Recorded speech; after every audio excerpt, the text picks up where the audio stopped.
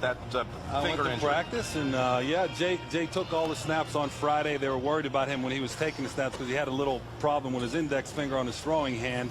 But he feels good. He was throwing well. And I also had a chance to talk to Norv Turner.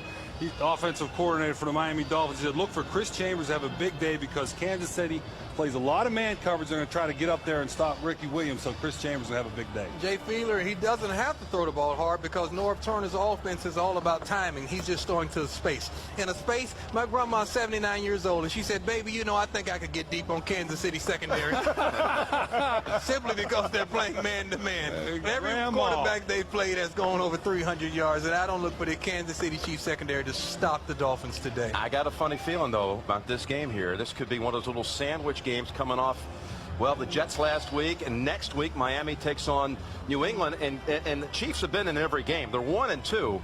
It's an explosive team, though, on the offensive side of the ball. You know, on the road, it seems like Priest Holmes plays a lot better than he does at home, but these guys are hitting it right because the Kansas City defense has just really been pathetic, covering, passing, and I think really this is a game where it all falls on Dave Wanstead, the coach of the Miami Dolphins, to keep them from losing focus. You're right, Jim. Chiefs have been in every game. Cincinnati Bengals have been in every game also. They must show up to play. Coming up, we're going to continue live from Fifth Avenue in New York. And our Kansas City had sold out Arrowhead Stadium for the Chiefs and undefeated Miami Dolphins. Hi, everyone. Kevin Harlan alongside Randy Cross. What catches your eye heading into today? Well, it's got to be the two running backs. We've got defense. We've got a lot of things here. But the two running backs out of the University of Texas, the Longhorns, the teammates, number 1 and 2 in the NFL, they bring different things to their team. First, Priest Holmes running the ball well, but leads a real class to this team and this organization. Ricky Williams, on the other hand, Jimmy Johnson came to Miami, wanted a running game. Dave Wanstead wanted a running game. They finally have a running game in South Florida.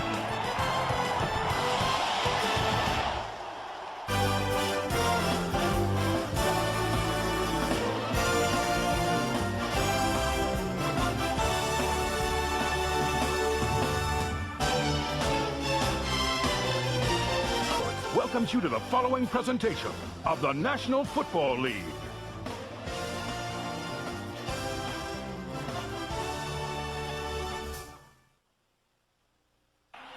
Over the years, football fans have watched Ricky Williams blossom from high school standout to Heisman Trophy winner. Now he's the NFL's leading rusher, and he's running wild for Miami. The draw to Ricky, looking for room, finds it at the 50. Ricky to the 45, Ricky to the 40, brings another tackle. There he goes. Bye-bye. Bye-bye, Ricky. Today, the undefeated Dolphins head to Kansas City, where Chiefs running back Priest Holmes tries to prove that he's second to none. It's an AFC battle at Arrowhead. Next.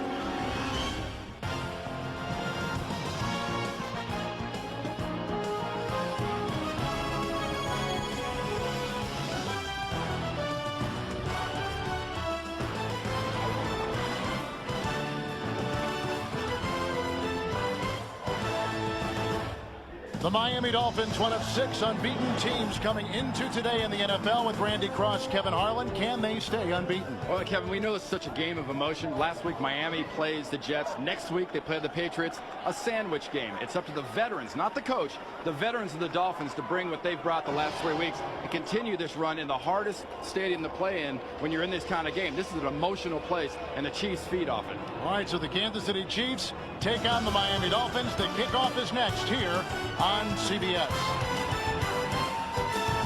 He ran for 151 yards in a 30-3 win over the Jets. The Saints traded Williams, but they played surprisingly well. Rockin' Arrowhead, great day for football. The Miami Dolphins at 3-0. The Kansas City Chiefs at 1-2. Morton Anderson sets to kick off for Kansas City, many years in the NFL. A record holder, and on the left is Albert Johnson. He was out of SMU, a former Rookie of the Year in the Canadian Football League. The Chiefs, the Dolphins, and here we go from Kansas City. And a couple yards deep, Johnson will take it out. A block by Conrad. And he's off to the races, and Barty finally throws him down at the 48-yard line. An electric return of 49 yards. And downstairs we go to Beasley Reese. All right, thanks a lot, guys. The most significant things to watch today will be Jay Fiedler's finger. Now, this is my amateur effort at the tape job. They have it taped this way so he can't bend it back. He hit it at swole in practice. And the thing to watch is, guys, I watched him warm up. He is clearly protecting that finger. It is obviously sore. Back to you.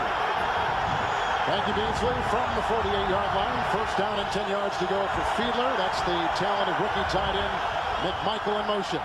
The fake to Williams, a good fake it is, and outside to Rob Conrad, who is brought down nicely by Lou Bush. A flag is thrown, in fact, 2, as he takes the ball down to the Kansas City 45. As it stands now, a gain of 6. Coming off that tackle in that area, you got to think maybe he got a little grab on the face mask. The defender. There's a good chance. Ed Hockley, our referee, working this game. You're going to see a lot of matchups with the linebackers. It's the weak spot of the Kansas City defense. Personal foul, face mask, defense, number 44. 15-yard penalty, first down. So it's on Warfield. How about the Kansas City cornerbacks against the passing attack of Miami today? We see a matchup with Maslowski here, grabbing onto the face mask, pulling down onto the field on Conrad, and that matchup outside is even better because basically, for all intents and purposes, Kevin, they being Kansas City, have safeties playing corner. Chris Chambers is the down-the-field threat for this football team, number 84, top of the screen. 31-yard line after the penalty, first down and 10. Williams in the backfield by himself. Lead block by Conrad, and he dives into the middle where he is brought down immediately by Dwayne Clemens after a gain of the yard to the 30-yard line. The Miami offense comes into today, number 8 in the NFL, with this line protecting Fiedler, Dixon, Nails, Ruddy, Todd Perry, and Todd Wade. They love Jamie Nails. Williams and Conrad in the backfield, Gadsden and Chambers, the wideouts. And the guy that the league is talking about right now, Randy McMichael, the rookie tight end. Norv Turner, the offensive coordinator for the Miami Dolphins, loves to get the ball to the tight end. Very conventional lineups at most times, but he'll find a way to get that guy open. 30-yard line, second down and 9. More play action, good block by Dixon. Screen pass for Ricky Williams. There he gets a block from McMichael, and there he goes. A block from Conrad, and he's down at the 1. A 29-yard gain. Finally brought down by Jason Bells at 29. First and goal to go, Miami. This time last year, playing for the Saints, Ricky Williams at 250 pounds. This is probably a 10 or 12-yard gain. Watch the acceleration and burst right here as he gets by Marvcus Patton, the linebacker. Good blocking in front. He's got that burst. He's got the acceleration. And this is why he's having such a good year. That and the small fact that that offensive line gets out in front of him and opens up a nice field of vision for him. Dave Weinstead thought that maybe his offensive line was a cause for concern going into the season, but the offensive line has been the least of his issues. Well, the biggest issue for him is really going to be his offense being consistent. Miami is challenging the ruling on the field that the runner was down before breaking the goal line play. Yeah, I'd be surprised if this is reversed because the official on the sideline had a wonderful vision. He was right on the goal line, watching the knee, watching the ball. But Weinstead has got a running game. You know where that's going to be important? In December and in January, where this football team has been traditionally weak. And Randy, they've been 3-0 before, but that is the reason why you think this team will be different, because they got the running game. Well, you know, one thing this is doing, see, he's down. Elbow. The ball's in. The ball's going to be where they've spotted it. I think they did a very, very nice job there. You got to watch what hits first and where the ball is when it hits. Elbow, knee, doesn't matter. Elbow's down. The ball is not over the goal line. And this is interesting because you're basically, if you lose this, burning an early timeout. Dolphins have teased the Miami fans in the past with being a 3-0 ball club. But when they get Williams, a more confident Jay Fiedler, some nice wideouts, there is reason to think differently about this ball club. Hey, you know why? Right there. And that is not a touchdown. The official did a wonderful job there. The reason is Ricky Williams. You have Ricky Williams and you're Dave Weinstead. You've got a good defense. You know you can be aggressive, but that defense is worn out in years past because they haven't had the support from the offense. The ability to have the 12, 14, 16 play drive. The quick strike ability you've seen here. I mean, they in Denver right now are the best teams in the AFC. And Ricky's fighting all he can, but that left elbow, that hits, and it's where the ball is. If he had the ball up over his head, it would have been a touchdown. Williams probably even more motivated now, right, Randy, with the new restructured contract, the team that he believes in him. Well, and he's also on a team that is a team. You know, Dave Wanstead has stressed chemistry. He stressed togetherness. He watched what Bill Belichick did in his own division last year, building through chemistry and the football team really bringing out the leadership of its veteran players. That's what made that New England team great, and that's what Dave Wanstead is aiming for in Miami. This guy will be a big part of it. Taking an awful long while to figure this one out, but that elbow went down and the ball was not across the goal line. The ball carrier's hindquarters hit the ground before the ball broke the plane of the goal line. Therefore, the ruling on the field stands. The ball is short of the goal line. Miami is charged with their first timeout. Well, you got to think why, you know, you're first and goal inside the one, basically, and you know you're going to probably punch it in. Yep. You can prop yourself on this right there. He's not down there, but he's down there. As soon as as Ed Huckley said, the hindquarters. On some people, they're not quarters, they're halves to fulls. Yes.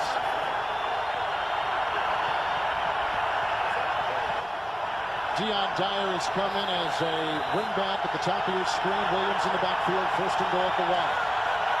It's after the 29-yard pickup and the quarterback sneak, and it's good by Fiedler with his second rushing touchdown of the season. A pretty succinct and efficient Miami drive to start things in Kansas City. Well, and another big difference for the Miami Dolphins this year is Jay Fiedler is even more cemented now as a real leader on this football team. He's one of the veterans who's in charge not only of getting this what looks like very easy touchdown because of the nice blocking up front, but he's in charge of the psyche. He's in charge of the way this team runs. It's not the coaches. It's the veteran players, the Jason Taylors, the Zach Thomases, the Jay Fiedlers. Monte's extra point is in, but his Fiedler won over the fans. Well, you know, he's won over his team. The fans will come. And he comes over the goal line right there to give the Miami Dolphins a quick 7-0 lead. On that last drive, Ricky Williams got a screen pass for 29 yards. The #1 rusher in the NFL sets up a 1-yard touchdown plunge on the quarterback keeper by Fiedler. 7-0 Miami. Look at Dick Vermeil in his second year with the Chiefs, and the ensuing kickoff by Monte. At the 5-yard line, Dante Hall, who was one of the legitimate playmakers for the Chiefs, brought down on the play at the flag. Tommy Hendricks got it. It's a 22-yard return. And Hendricks, who won the special teams game ball last week, makes his first stop of today. And this is against Kansas City to start things off on their special teams. Well, Dick Vermeil knows he has an offense. Now he has to have an offense that controls the ball and keeps the other one off the field. By the receiving team, number 55, during the return. 10-yard penalty. Kansas City's ball, first down. You know, Kevin, we talked earlier about Miami. Now they have this running game. What's it mean? Well, it means really to me that by months, if you look at them and break them down, they're fresh. They're early. November, well, they're getting better. December, 19 and 19. January, they went even further down because when you run your team and you don't have a running game, it wears out your defense late in the game, late in the season, you can't hold up. 17-yard line, Trent Green, first and 10, and Priest Holmes in the middle, and then devoured by Larry Chester. He played last year with Carolina. 1-yard pickup on the play near the 18-yard line. You look at Trent Green, 5 touchdown passes, 5 interceptions to start the season. Yeah, but at least he hasn't thrown very many helicopter balls like his former teammate Kurt Warner over in St. Louis. I mean, he doesn't have the zip of a Kurt Warner, but he's a very accurate touch passer. Is he too much touch, too much finesse, not enough speed, velocity? He'll occasionally float one on you. Your first instinct is to yell pull. On the 18-yard line, 2nd down and 9. And this is the fullback, Tony Richardson, grinding for 2 near the 20. Rodgers gets off the pile. Conley was there as well. The offensive line for the Kansas City Chiefs, Roth, the perennial Pro Bowler, and Shields, the right guard, are the 2 guys that have a combined 14 Pro Bowls among them. Holmes and Richardson in the backfield. Kennison and Morton, the wide receivers. And Tony Gonzalez, who's been quiet this season for Coach Dick Vermeil. 3rd down and 7 at the 20-yard line. With Holmes in motion with an empty backfield. A block by Tate. Time for Green. And he throws to Holmes, digging in against Arturo Freeman. And may he did acquire the first down. near the 27. Randy, he picks up 8 on 3rd down and 7 to go. Well, Al Saunders is the offensive coordinator here in Kansas City, and you got to give credit to coordinators when you see a matchup like that. Now, speed-wise, it's not a great matchup for Kansas City, but the power of that matchup gave the advantage to Kansas City. So Priest Holmes makes his 17th reception of the season. He leads the team, the Kansas City Chiefs, in receiving. The former undrafted player out of the University of Texas, who at one time played with Williams in that same Longhorn backfield. Vermeil will be the first one to tell you he leads this team, period, I think. End around to Johnny Morton, a make it Henningsen. And Eddie Kennison is out to the 32 and brought down on the play by Aganlier. A gain of 3 up to the 31, 32-yard line. Aganlier on that line with Bowens, Larry Chester, and Jason Taylor playing with a suspect left knee today. Linebacker Zach Thomas flanked by Derek Rogers, who's having a very good season, and Moreland Greenwood. In the secondary, the corners Fletcher and Madison. And the hard-hitting safeties Brock Berry and Arturo Freeman. 2nd down, long 6. Surtain will not play, inactive today because of the injury. Outside the 31. And it's Holmes again digging his way, and no gain on the play. Well, they had Taylor there and Moreland Greenwood still at the 32-yard line. And still trying to find it 3rd down and long. Man, what Priest Holmes is going to see today, and he's off to a wonderful start, as you can see here. I mean, the touchdowns, to me, is the huge thing. 7 touchdowns so far. He's been just the offense for Kansas City. But what they have against them on the other side of the ball, power in the middle with Bowens and Chester, and nothing but dead speed from there. You can't go outside. Richardson in, 3rd down and 6 from the 32. Green down the middle, and caught by Gonzalez. He's at the Miami 39-yard line, brought down by Arturo Freeman. It's a gain of 30 yards on the play and a Kansas City 1st down. And this is how you want to see Tony Gonzalez used. Sometimes this football team uses him in a little bit more unconventional ways. You split him out, you have him as a wide receiver, you have him in motion. Put him as a tight end, strike him up the seam, and let him get those matchups as a former basketball player should. You should win those jump balls. He was not a factor last week in New England. That's because of Bill Belichick and that defense smacked him around and kept him out of it, prevented him from being a factor. 38-yard line, 1st and 10. Priest Holmes. Right there in the middle, they had Taylor. Gain of 2 on the play. Taylor makes the tackle for the Dolphins to the 36-yard line, 2nd down. Let's talk about the knee of Taylor. He's got the brace on it today. Not as big a brace as he wore last week when he hurt it against the Jets. Well, in practice it was big. For a game it's going to be smaller. I'll be honest, I looked at that coach's tape. I'm amazed. There's Jason Taylor. I'm amazed that he's able to play. I thought he'd be in surgery. And watch, see that hesitation by Priest Holmes because of Jason Taylor? The little stop, he can't afford to stop. This defense is too quick. 2nd down and 8 from the 36. Across the middle he goes again. This is caught by Dante Hall, who spins on a dime, takes it to the 22, pick up a 14. They're working on Freeman in the secondary. 22 of Miami, another Kansas City 1st down as Hall grabs his 4th reception of the year. There's a lot of talk these days about stocks that are down. If I'm buying players stock right now, I'm buying me a lot of Dante Hall. Dante Hall is a playmaker, former running back. Dick Vermeil told the guy basically at the beginning of the year during the offseason, son, you're going to be a wide receiver. I know you can return kicks, but you make this team, it's going to be as a wide receiver, and he makes big plays. 22-yard line, 1st and 10 after the pickup by Hall. The pitch out to Priest Holmes. And Zach Thomas had a hand on him and finally jumps on his back, and no gain on the play, but Thomas was the initial hit. He's the leading tackler for the Dolphins. It'll be 2nd down and 10. 6 straight 100-yard tackle seasons for Thomas.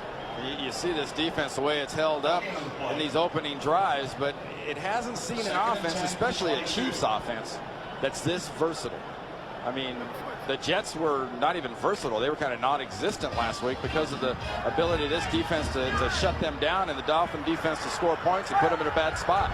10th play of the drive. Aganlier digging in. 2nd down and 10. 22-yard line. The fake to Holmes. Tate's blocker came through. That's Jason Taylor. There goes Trent Green. Has to get inside the 13-yard line. The flag is down. That's going to be a hold against Kansas City. They had Zach Thomas in pursuit. And the penalty flag is on Miami. Against Miami. Wow.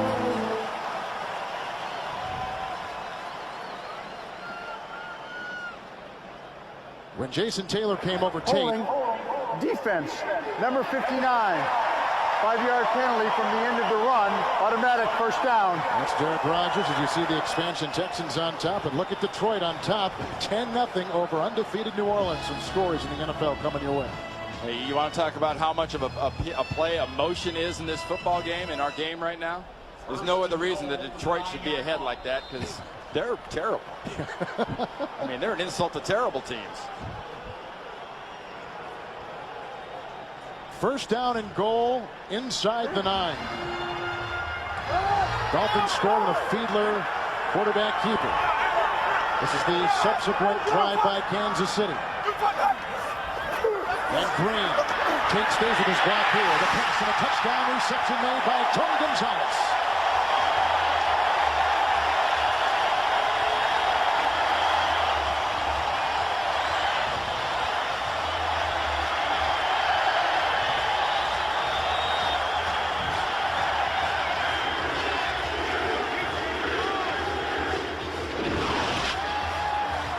The scorekeeper that runs the scoreboard in this stadium is going to have tendinitis at the end of the day, because we are going to see some serious offense. And this is how you use the Tony Gonzalez. Just sweep around Priest Holmes, affect the safety, and bring him down the middle. Morton Anderson's extra point is up and in. Tony Gonzalez grabs his 3rd touchdown reception of the season. A blocker last week and a touchdown receiver this week. And when it comes to Tony Gonzalez, more is better. A lot more. Well-orchestrated drive by Trent Green. 4 of 4 through the air. A 63-yard drive. We're tied at 7. Short kickoff. Anderson gets it off to Albert Johnson inside the 15. He gets a block by Gamble. He's being chased by Fertitta, who brings him down at the 41-yard line. A return of 26 yards. This could be like a pinball game. A lot of scoring today here in Kansas City. This offense needs Tony Gonzalez. Well, they need him in different spots. They actually brought him out of a flanker, sort of a split spot. They drug a receiver from the other side, put Priest Holmes out to the right, opened up a nice hole for Gonzalez. Outside the 40-yard line, Miami 1st and 10. Williams in the backfield. And he gets the call. Fumble on the play, recovered by the Chiefs, and Marcus Patton at the 37-yard line.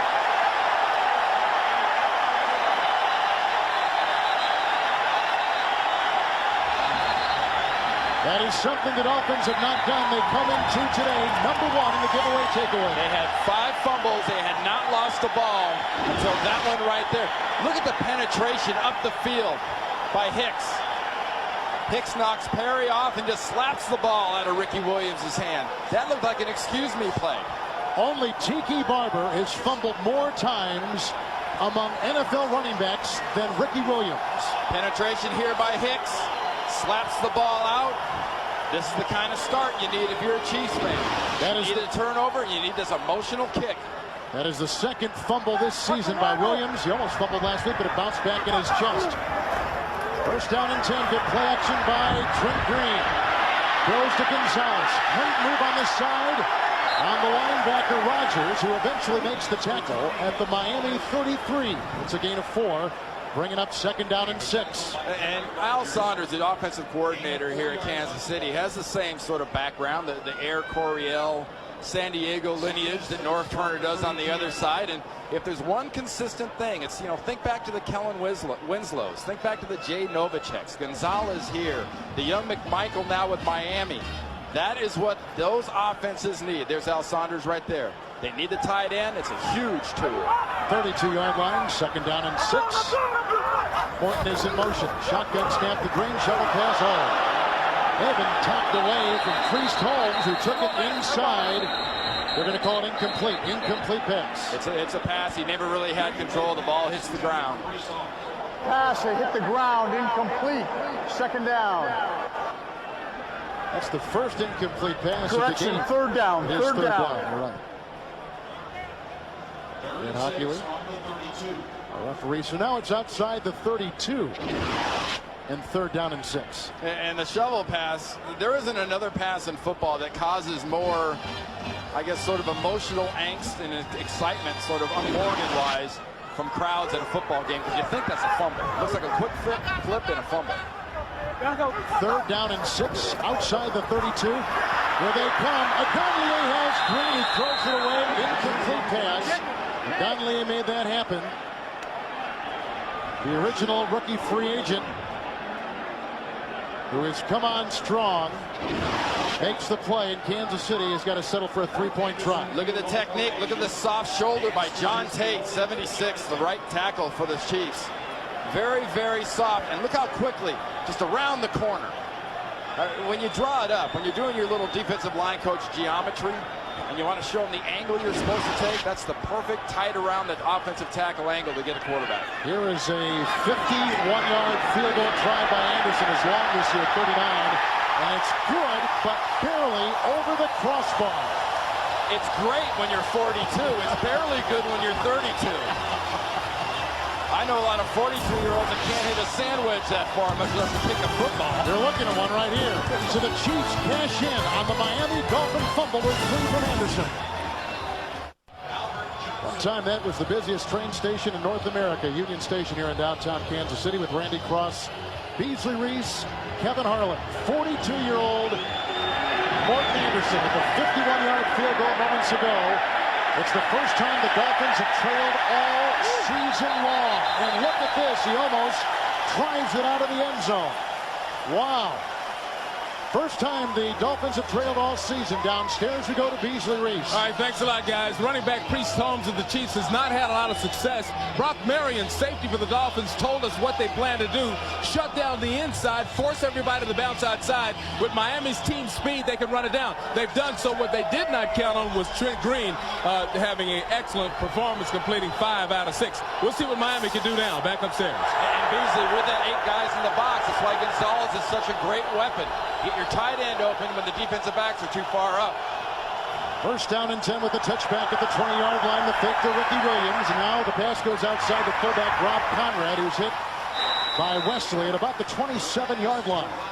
And we'll call it a gain of 7, bringing up 2nd down and 3. Wesley, probably the best secondary guy the Chiefs have right now. And this Kansas City defense is, like defensive coordinator Greg Robinson there says, a work in progress. Their defensive line wasn't all healthy in training camp, so right now they're kind of developing as a team. Greg Robinson has a couple Super Bowl rings from Denver, and he has them because he's an attacking defensive coach, knows how to use his talent. Problem here, he needs more talent. They lost Jerome Woods in the preseason to a broken leg, 27-yard line. 2nd down, 3. Ricky Williams again. Brought down this time by William Bartee. It's a gain of 2, setting up 3rd down and 1.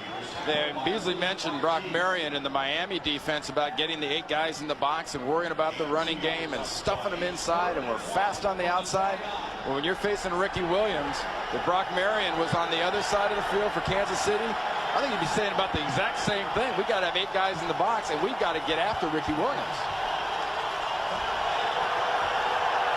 It's 3rd down and 1 for the Dolphins at the 29. And the quarterback takes it himself. He's already scored that way once today. Fiedler has. He's up to the 31. And it's a 1st down. How would you describe a Norv Turner offense? What are the characteristics of it? He's the offensive coordinator for the Dolphins. Well, you know, basically what they are is they're a passing offense that happens to have a very good offensive line. There's Norv Turner right there. Just like Norv had in Dallas. Consistent. Scott had one in Washington, ran the ball with Stephen Davis. They have 1,000-yard rushers, and he's got a quarterback right now that's 3 for 3 right now in all the running backs. It's 1st and 10 from the 31. Ricky Williams up the middle. Trying to get a block from his right tackle, Todd Wade. A gain of 1 is all he can get. The Chiefs trying to stiffen on defense. A gain of a yard, and that's all. 2nd and 9. When we come back as we take our first trip to New York in Jim Nantz. All right, Kevin, how about this? The Eagles defense had not allowed a touchdown the last 2 weeks, and the Texans had not scored the last 2 games a touchdown. But they do here on their opening drive. It is Carr to Bradford, 7-0 Texans. Let's go back to Kevin and Randy. Thank you, Jim. Corey Bradford, the Packers in Green Bay, said not good enough for us. He's making a dent with the Texans. And another good example of the emotional edge in a football game. But I guarantee you in that one, talent will overcome emotion soon in Philadelphia. 32-yard line, 2nd down 9. Here comes Fiedler quickly outside.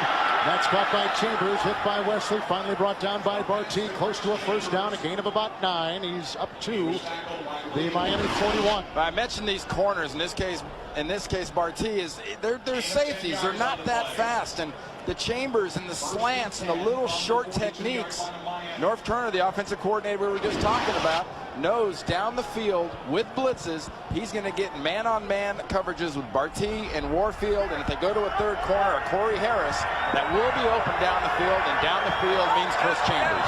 It is a first down, 42-yard line. Rob Conrad, a receiver at the top of your screen. Williams in the backfield. Williams gets the call.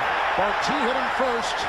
Williams spun off him, corkscrewed for 2. He's up to the 44-yard line. It's a gain of 2. 2nd and 9 coming up. One thing I'm seeing right now from Miami that I'm a little bit surprised at, honestly, is kind of guys watching. You know, Dave Wanstead's wide receiver right there, Chris Chambers, sort of watched Barty collapse that play inside and make that tackle. A lot of standing and watching. They don't have that bounce, that real fire and sizzle. They're acting like, hey, we're more talented, we should win. 2nd down, 44-yard line for Fiedler. The fake to Williams, who offers a nice block on Bush and downfield. Caught for a first down. Rondé Gadsden, a 14-yard pickup to the Kansas City 42-yard line, covered by Warfield. And that's just another addition. Dave Wanstead's offense is going to give you this. They're going to get the play action fake. You're going to get excellent protection. Jamie Nail's doing a nice job. They've run a little bitty out with a slant with Chambers. Now over here going the other direction, you're going to see an out here with a Rondé Gadsden. They're being set up. A boxer jabs to set up the right hand. Norv Turner is jabbing this defense to set up the right hand down the field. Jabbing him to the Kansas City 42. 8th play of the drive. First down, 10 yards to go. Fiedler again. Great time. Ricky Williams in the open field. Marcus Patton douses him at the 31. It's a gain of 11 yards. Another Miami first down. You know, there's a great example there of a running back. And guys, if you're out there, you see down in the field, Lewis Bush. Yep. If you're a young running back, if you see 2 tacklers, split the tacklers. Watch Ricky Williams. He has 2 linebackers coming at him. Marcus Patton in one direction, Lou Bush in the other direction, and he splits the tacklers and goes for the yards. That's a learned experience there. Lou Bush is down. We have an injury timeout at Arrowhead. Kansas City, a lot of offense so far from both Miami and the Chiefs. And Kevin, we opened the game talking about the running backs. Can't wait to see the running backs. So far, both sides of the ball, it's been throwing. They're throwing the ball and getting the matchups they want on the linebackers and safeties. A lot of throwing so far. It's first down, and Fiedler wrapped up and brought down by Marcus Patton. His first sack of the season. Today, playing in his 196th consecutive regular season game, a streak that began back in 1993. He throws Fiedler for a 9-yard loss. There's Marcus Patton right here. Watch about here, his close on the ball. You hear that term a lot out there, folks. And what is it? That's closing on the ball. That's going after the guy with the ball, not being faked out.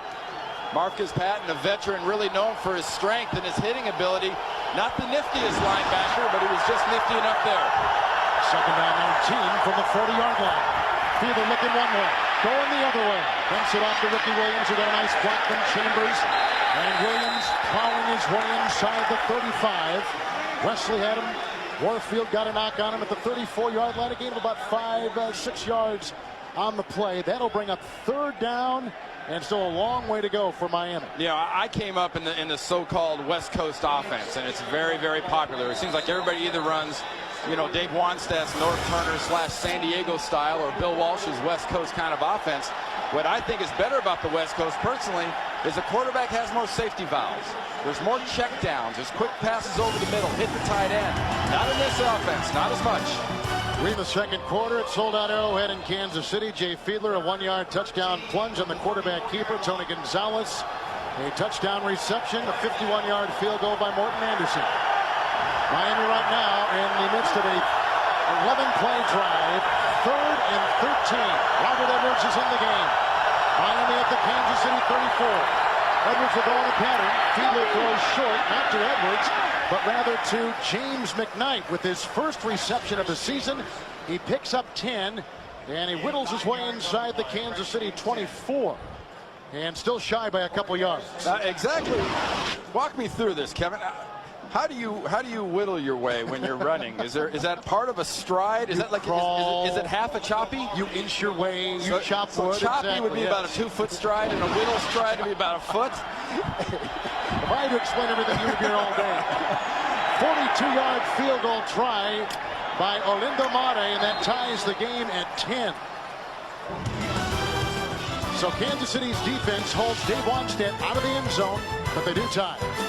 They'll take it 2 yards deep and bring it out for the Chiefs. The block by Richie Owens and smothered by Jed Weaver. Hendricks was down there. Wooden. Gallion, 19-yard return. And he is up to about the 17-yard line. Was there yellow on that play? There was on the near side. We're blocked out. It was thrown almost out of the field and on the side. Number 60, Don Willis, who's on that return team, came walking off the field without his helmet, picked it up off the sideline. It's going to be against Dave Wanstead's defense. Personal foul, unnecessary roughness by the kicking team, number 27. Pull the player's helmet off. 15-yard penalty, first down. Arturo Freeman, who is their starting safety, is guilty of the infraction for Miami. And that would be why Donald Willis didn't have a helmet on. Helmets being on and off mean a lot here in Kansas City. Well, Mike Pereira, head of the officials for the NFL, is here today, and I said, anything new, anything exciting? He goes, well, outside of the old throwing the helmet thing in week 1, it's been pretty boring. 31-yard line, empty backfield. 5 receivers deployed for Trent Green. And down for Gonzalez. To the Miami 37-yard line. Zach Thomas and Brock Marion bring him down. That is a season-long 32-yard reception for Tony Gonzalez. Are you familiar, folks, with the term seam? Well, there's the seam down the field, right by that hash mark right there. Tony Gonzalez lines up on the seam, runs down the seam, and splits the defense right down the seam. And Trent Green drops it right exactly where it has to be. That was as good a touch pass as you're going to see. 37-yard line of Miami, 1st and 10 for the Chiefs. And Richardson with his 2nd carry today. Driving over the 35, picking up 3s to the 34 and brought down by Chester. It'll be 2nd down. Take a look at one of the newer additions on the defensive line of Miami. They've bolstered themselves a bit there, and they feel they're better this year there than they were a year ago. Well, they got rid of Darrell Gardner, who, didn't have the best attitude in the world, and they've improved themselves. It was a addition by subtraction theory. But one thing they didn't subtract is Big Tim Bowens, 95. That guy is an all-day man. 34-yard line, flag thrown, 3 down, it's caught. Johnny Morton across the middle. Grabbed by Madison at the 25. It's a gain of 9 as it stands right now on 2nd down and 7. Great snap count by Trent Green. Good inflection, drawing that defense off sides.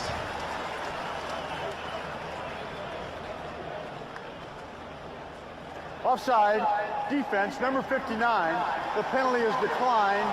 The play results in a first down. To the sideline and Beasley Reese. All right, thanks a lot, guys. I'm looking at Tony Gonzalez's success. Miami's running a lot of cover two. The weak spot is right down the middle. The first place you look as a quarterback is right down the middle. They tried Zach Thomas running with him that time, and that doesn't match up very well. First down and 10. Priest Holmes, a Richardson block. Look at him cut outside, and there he goes. Trent Green throws a block. Touchdown.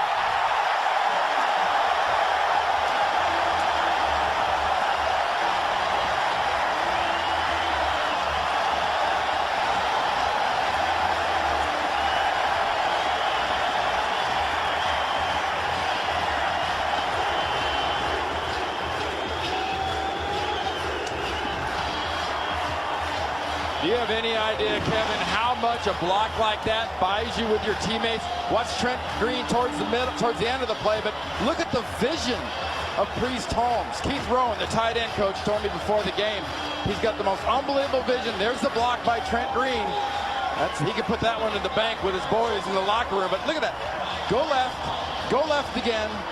And folks, if you're sitting at home, you want to test yourself. You're sitting on the couch, you're watching the TV. Have somebody stand about at 45 degrees to your left behind you and wave their hands, hold up fingers and say, how many fingers am I holding up? That's what seeing that hole is. It's not only a feel, but it's vision, and the great ones have it. Larry Chester was shaken up on the defensive line, now walking off for Miami under his own power. Tony Gonzalez, excellent block backside. Willie Roth backside, very good job. Waters, 54, backside as the guard. Nice job also. No one has scored more touchdowns in the NFL this season than Priest Holmes. A combined rushing and receiving 8 right now. Number 1 in the league. Anderson's extra point. And the Chiefs have their biggest lead today over undefeated Miami. And Priest Holmes, the second leading rusher in the NFL, took it. Touchdown run moments ago by Priest Holmes, the longest run allowed by Miami's defense this year. And the kickoff by Morton Anderson. From the 7-yard line, Albert Johnson. Here comes Lyle West with the beat on him, and Barty shoves him out of bounds near the 31-yard line. 24-yard return, and the tackle by number 24, William Barty. Is a look at Jay Fiedler coming back out. Let's go downstairs to Beasley Reese. All right, thanks a lot, guys. I talked about Miami's defense bottling up the middle, forcing Priest Holmes to bounce it outside. Well, that time on the touchdown play, they did bottle up the inside, but the beautiful cut by Priest Holmes is one of the reasons he led the league in rushing last year. He actually outran Miami's defense to the end zone because of that great cut. Back upstairs. Yeah, it's easy for you to say. That's exactly what I was talking about, Bo Bees. I mean, the guy can gain ground and go sideways at the same time. It's amazing. 31-yard line, 1st and 10 by Fiedler. And it goes to Ricky Williams. He's brought down to the 34-yard line by Barty. It's a gain of 3 on the play. 2nd down, 7 coming up. Houston's lead is gone in Philadelphia, as you see.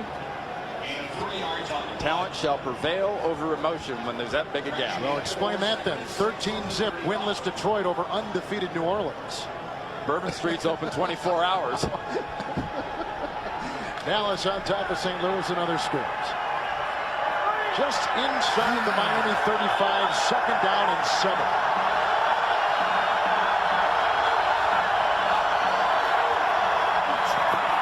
Ricky Williams gobbled up by Downing. And a fumble on the play.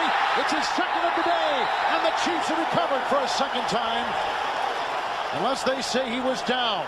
No signal yet. There was nobody blowing a whistle and pointing at the ground. That was a fumble. And like we said, the 2nd today and the 3rd in as many weeks for Ricky Williams.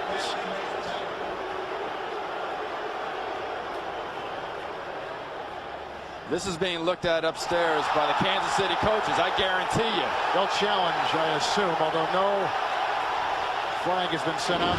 Charlie Joyner is the member of the staff for Kansas City who's in charge of this. Got to watch, where is the knee? Is he down before it comes out? Nope. He is not down. That ball is hit from behind and knocked out before he is down. Greg Wesley falls on that thing.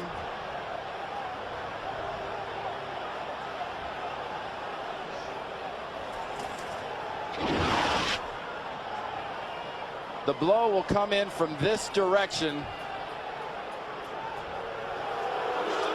Ball's fine. Should be down by contact, though. Right there. I don't think he's down. I don't think the legs are down. But I'm sure that's what they're thinking now, down by contact, if that's the case. The ruling on the field was that the runner was down before the ball came loose. The result of the play is a 1st down. Well,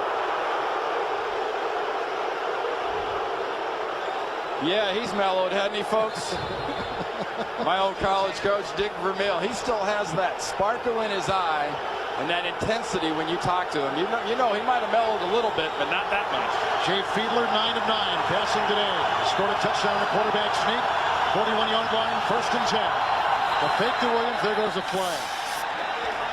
Stop that play in mid-motion.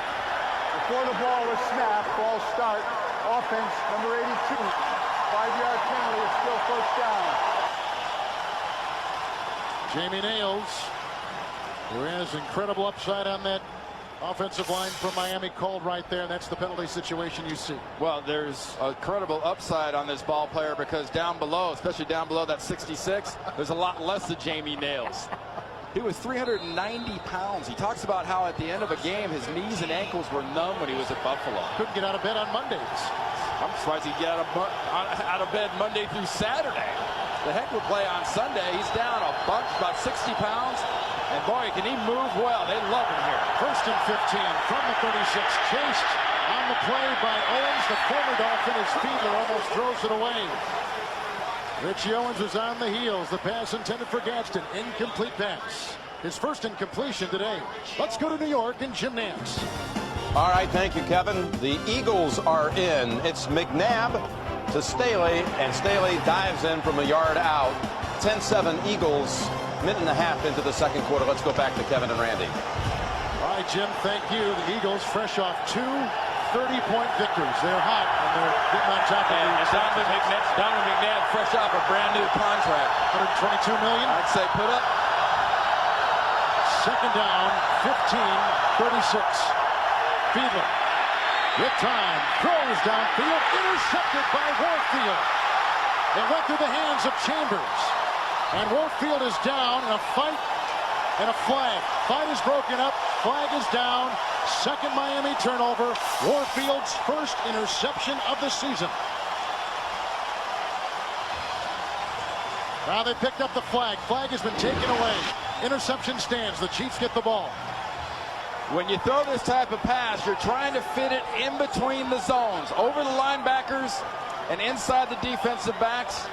Fiedler didn't see the safety coming. Warfield gets the interception, and this is the emotional edge. When you have two relatively close teams, the emotional team is going to look a lot better early.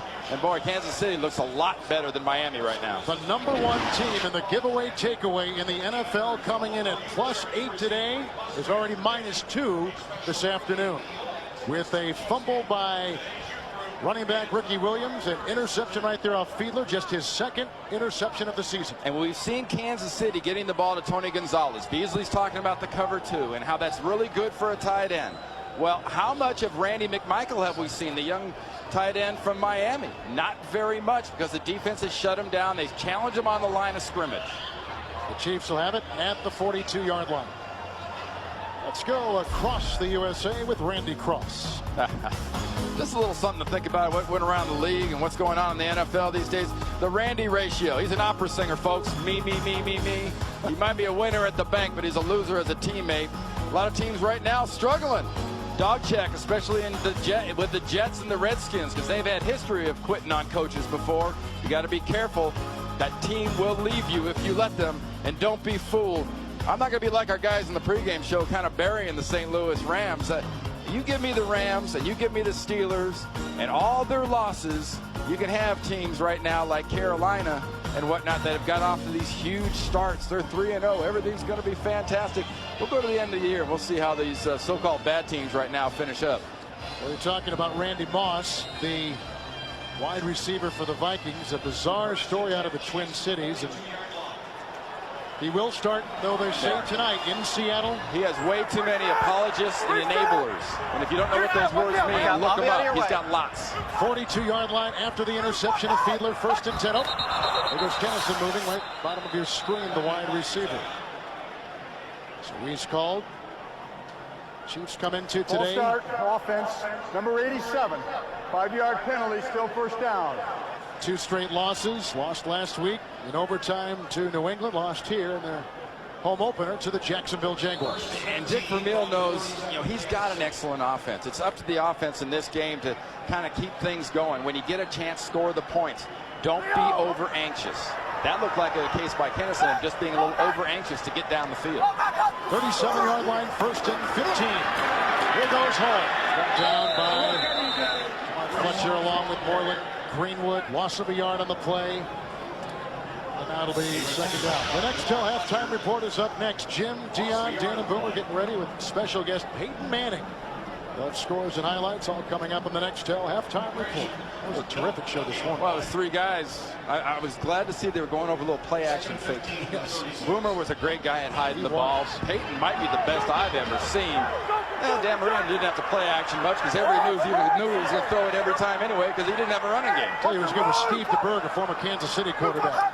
Play action. Second down, 16. Outside the 35, going deep. Green, he's looking for Kennison. And he's got it. Inside the 20-yard line of Miami. And that's against Jamar Fletcher, the second-year player, their top pick last year. Patrick Surtain out of the game. And when you get a chance, take a shot. Is this fancy? No. Are these great moves? No. This is smoke. Fletcher never takes his eyes off him. The problem for the Miami Dolphins is he was pulling away from him as he was watching him. Fingertip catch. That is the kind of ball Trent Green will throw. Very, very catchable when it gets there at a long distance. Might not be a zipper. Might float a little, but it's accurate. 46-yard gain. 18-yard line. 1st and 10. Green. And throws it away. Flags all over the field. The pressure from Bowens. Tim Bowens. They almost tackled Tony Gonzalez down about 7 yards down the field. And Jason Taylor was there as well. Bowens and Taylor smothered Green. And the hobbling Green, the result of that sandwich they got from those two big defensive linemen for Miami. And that's the reality of dealing with a Tony Gonzalez as a tight end. He gets down that field and kind of settles over the ball, trying to give Trent Green somewhere to go with the ball. And defensive backs have got to grab him. Linebackers want to grab him because they don't want him running away from him.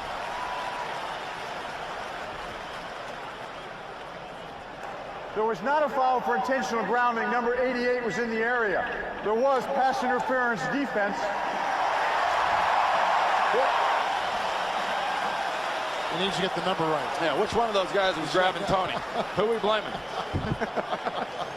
I'm sorry, 27 was the number. That's an automatic first down at the spot of the foul. Arturo Freeman on the defensive side for the Miami Dolphins picks it up. Chiefs come into today the #1 red zone scoring offense in the NFL. And as good as that is for Dick Vermeil, 27 possessions, 16 touchdowns, 11 field goals. You would like to, you lead the league if you get up in the 70% range. The excellent teams, the Rams, the Patriots, the Niners over the years with that percentage, it gets way up there around 75. 15-yard line, 1st and 10. Priest Holmes grabbed by Bowens and hustled down. A loss of a couple on the play. Bowens is so quick, and flags are thrown. Larry Chester is back out there. They were calling an earlier play. He's off the field. Tim Bowens comes to work in a bad mood. He goes home in a bad mood. He might be in a great mood when he's at home, but you have to respect a Tim Bowens. If you don't respect him going in, he will beat some respect into your head. After the play was over, personal foul, unnecessary roughness defense. Number 64. Half the distance to the goal, automatic first down. That is Larry Chester. Remember what I said earlier, Kevin, start of the game about emotion. In the sandwich game, you beat the Jets last week. You got the Patriots next week. Dave Wanstead is a big motivator for his football team and started telling them at the beginning of the week. You know, and you heard on the pregame show, we talked earlier about this, that, you know, the guy said it's up to the coaches. It's up to Dave Wanstead to get his team ready. It's up to the veterans. I disagree. You got to have players that want to make plays, that want to be emotional. They don't have it right now. 8-yard line, 1st and goal for the Chiefs. Green looking to his second option to the end zone. It's caught. A Johnny Morton touchdown reception, his first touchdown as a Kansas City Chief.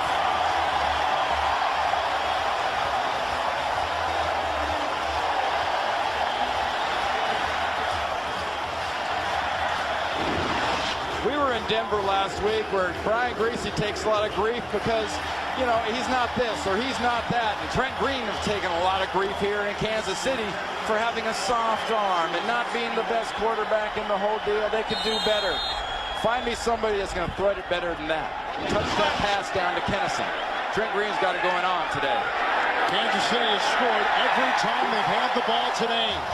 And the Chiefs and Johnny Morton cash in on the interception of Jay Fiedler with an 8-yard touchdown pass. Now we'll see if Miami can come from this far from behind.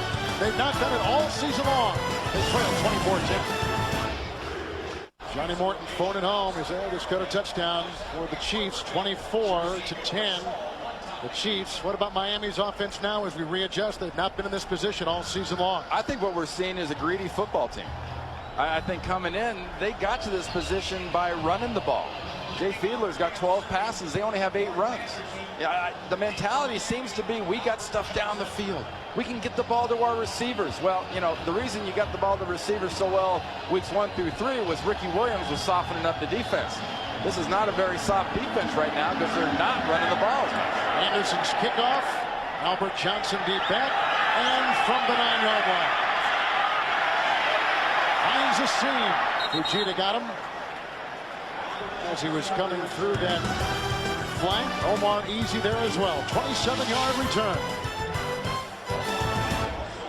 Inside the Nelson Atkins Museum here in Kansas City, one of the world-renowned museums. Oh, you must have some big people here. That's a how tall is that net?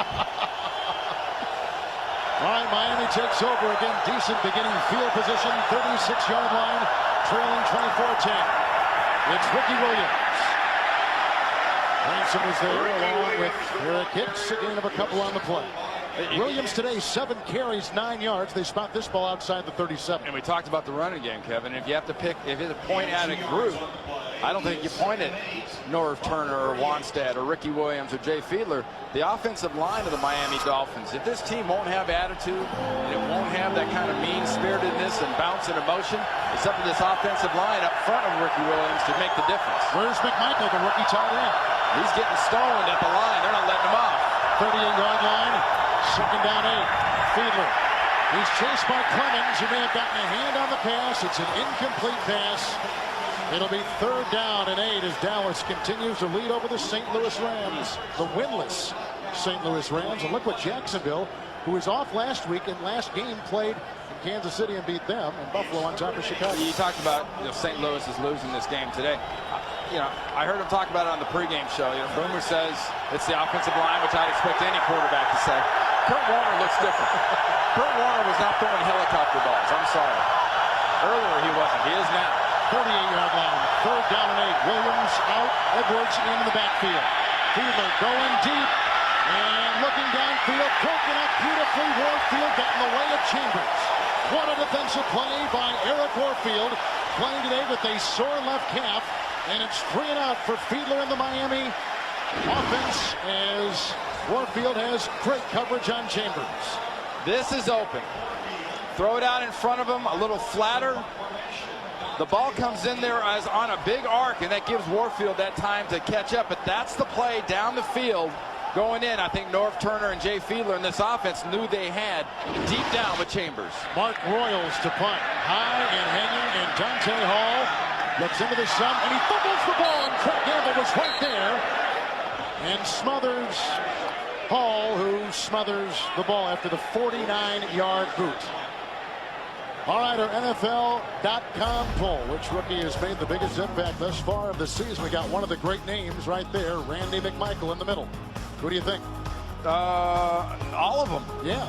It's too early. I mean, like Randy McMichael, I talked about an analogy with Tony Gonzalez.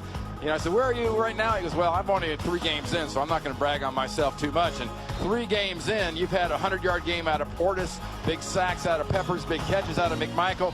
Davis has done well. Branch has had fire to New England. All those guys have done something great. 14-yard line after the Miami punt. 1st down and 10. Fake end around, and it goes to Holmes. Here is brought down in the middle after a meager gain of a yard. And they had Moreland Greenwood in the middle. And the ball's near the 15-yard line. The Chiefs have taken 2 Miami turnovers and converted those turnovers into 10 points, thus leading 24-10. And the key to me is right here, 3-1. You're not kicking field goals when you get your shots and you get your chances, especially when you're a big underdog, when people say you're not quite as good, when you're the sandwich in a sandwich game, you got to find a way to use that emotion to your favor. 2nd down 9, shy of the 15. Holmes outside and devoured by Rodgers, and a loss on the play of 2. Throws him back to about the 13-yard line. Well, remember the cutback. The cutback is a good play because the cutback happens 4 or 5 yards as you move up the field. Priest Holmes will not do business against Derek Rodgers and this Miami defense going laterally because there's nothing to be had. They're taught to bounce the ball to the sideline, funnel the ball to the sideline and the cornerbacks. Now 3rd and 11. 13-yard line. He's in the gun. Outside it goes. It's caught on the screen pass by Holmes. Lead block by Whitman. He's out to the 15, well shy of the 1st down. Had to get near the 25 in Kansas City, like Denver before them. Rather by Miami before them. He's got to punt the ball with about 6.5 remaining here in the 2nd quarter from sold-out Arrowhead. That's the one direction, too, you saw on that play, 93. Ogunleye came in there and made that tackle from behind. All the blockers were out front. Everything's happened. That's speed and that's hustle breaking that play down. Dan Straczynski, 37-year-old punter, who's been with a fair number of teams, is set to boot this inside his 5. Albert Johnson is deep in. They're aiming for the sideline. That's where it goes. Well, coming into today, we told you there were 6 undefeated teams in the NFL. Miami, one of them. Well, what makes you a hot commodity? Very, very good talent in a lot of cases, and chemistry. Chemistry right now is huge right here with Carolina and San Diego. When you have the other side of the ball, what makes you a cold commodity? Lack of chemistry, lack of emotion, and in a lot of cases, lack of talent. Here's the poster child right now for lack of talent. That'd be the Detroit Lions. And Minnesota, well, Minnesota's Minnesota. Good beginning field position, 43-yard line, 1st and 10 for Fiedler. Williams in the backfield, Rob Conrad is in motion. Ricky Williams, a Conrad block. He breaks a tackle from Tajay Allen and stiff-arms his way inside the Chiefs' 30-yard line into Belzer and out of bounds at about the 27-yard line. And Belzer came up there after that contact with Ricky Williams, holding his right side of his lower back. And he's not the one that should be holding the right side of his lower back. It ought to be right there. Wesley meets him in the hole, says, see you later, bye. And here's a 20 pounds lighter Miami Dolphin running back Ricky Williams. He has the power in the hole, and he's at 230 pounds, able to accelerate afterwards. This is the meanness. This is the nastiness and the emotion this football team needs. Timeout. Wesley, one of a couple Chiefs who missed that initial hit on Ricky Williams, is trying to knock the cobwebs loose. 1st and 10 from the 27. And there's the other guy, Jason Belzer, whose dad used to play for the Chiefs a long time ago, and he's after 11 years with the Colts here in Kansas City. Lyle West has come in the secondary at safety. It's 1st down and 10 from the 27. Outside, Rob Conrad. And he fumbles his way to the 19-yard line, a gain of 9. And out of bounds by Lou Bush, a linebacker for the Chiefs. You know, we saw something kind of interesting, and granted it's a squeeze field, but we talk about 8 guys in the box. How about 9 guys in the box worried about Ricky Williams? I guess that's one of the problems when you have a running back just dead run over one of your safeties and almost hurt one of your corners that are trying to tackle him. You're going to stuff that box full of people and try to get him in that guy's face. Well, Robinson, the defensive coordinator for the Chiefs, 2nd down 1, 18-yard line. Ricky Williams picking and poking his way and following the block of Tom Perry. Brought down by Marcus Patton. The flag is down as he crosses the 15-yard line. Somebody had too good of a hold of their technique. And the other guy. Yes. No.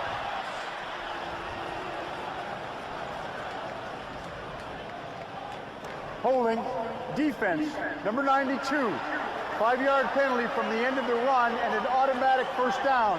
Eric Downing, 92, on the Kansas City defensive line, inactive all season until today. Anytime you see holding in that situation, it's a defensive lineman trying to keep an offensive lineman from getting to the next level, trying to keep them from getting to the linebackers, grab a face mask, grab a jersey. It is highly unusual. You saw it in the Super Bowl 2 years ago where the New York Giants were called for holding by a defensive lineman. It just does not happen very often. Fiedler under the center, Jim Ruddy. 1st and goal inside the 10. A fake to Williams, a good block by Wade, and a bubble pass attempt to Randy McMichael. Incomplete.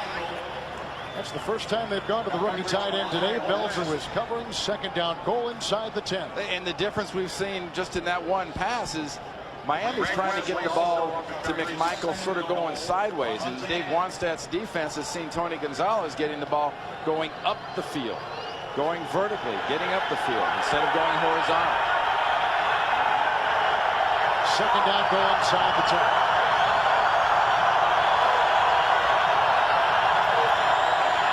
Ricky Williams finds a hole and gallops inside the 5 and drags the defender to a 3-yard position. Lyle West finally brought him down after a gain of 7. It was like a battering ram taking it into the teeth of the Kansas City defense. Well, you know, if you're looking for moves and you're looking for cute, Ricky's not your guy because there aren't many moves here, folks. This is straight down the middle. This is run over a safety in West, number 30.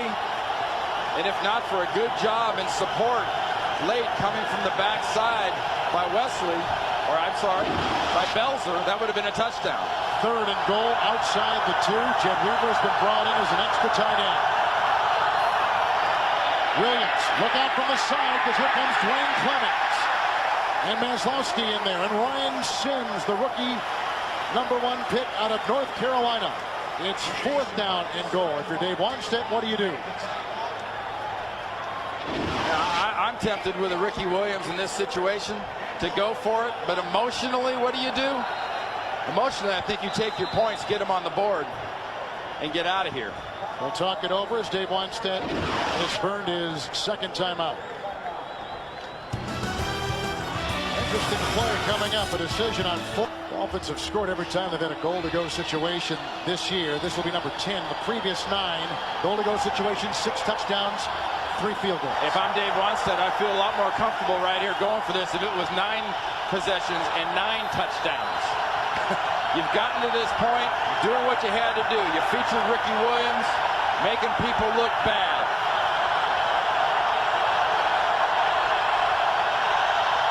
Marcus Spriggs is on that line. 4th and goal at the 2. The fake and Fiedler to the end zone. And caught for a touchdown. And a flag is thrown. Jed Weaver, his first reception of the season. If it holds. If it holds. Pass interference, offense, number 82. The penalty is declined. First down.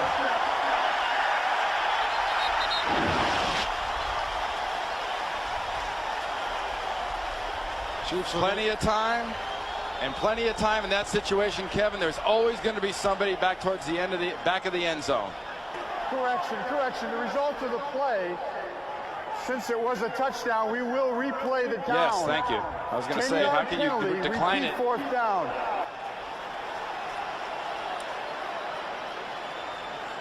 And the penalty actually was called on Weaver. In the back of the end zone, getting a push. Maslowski there, the linebacker, was the pushee. Weaver was the pusher. How important is this for Wanstead and Miami just before halftime? It's gigantic to take the chance of doing it, and when you do it, you get your touchdown, but you get a penalty.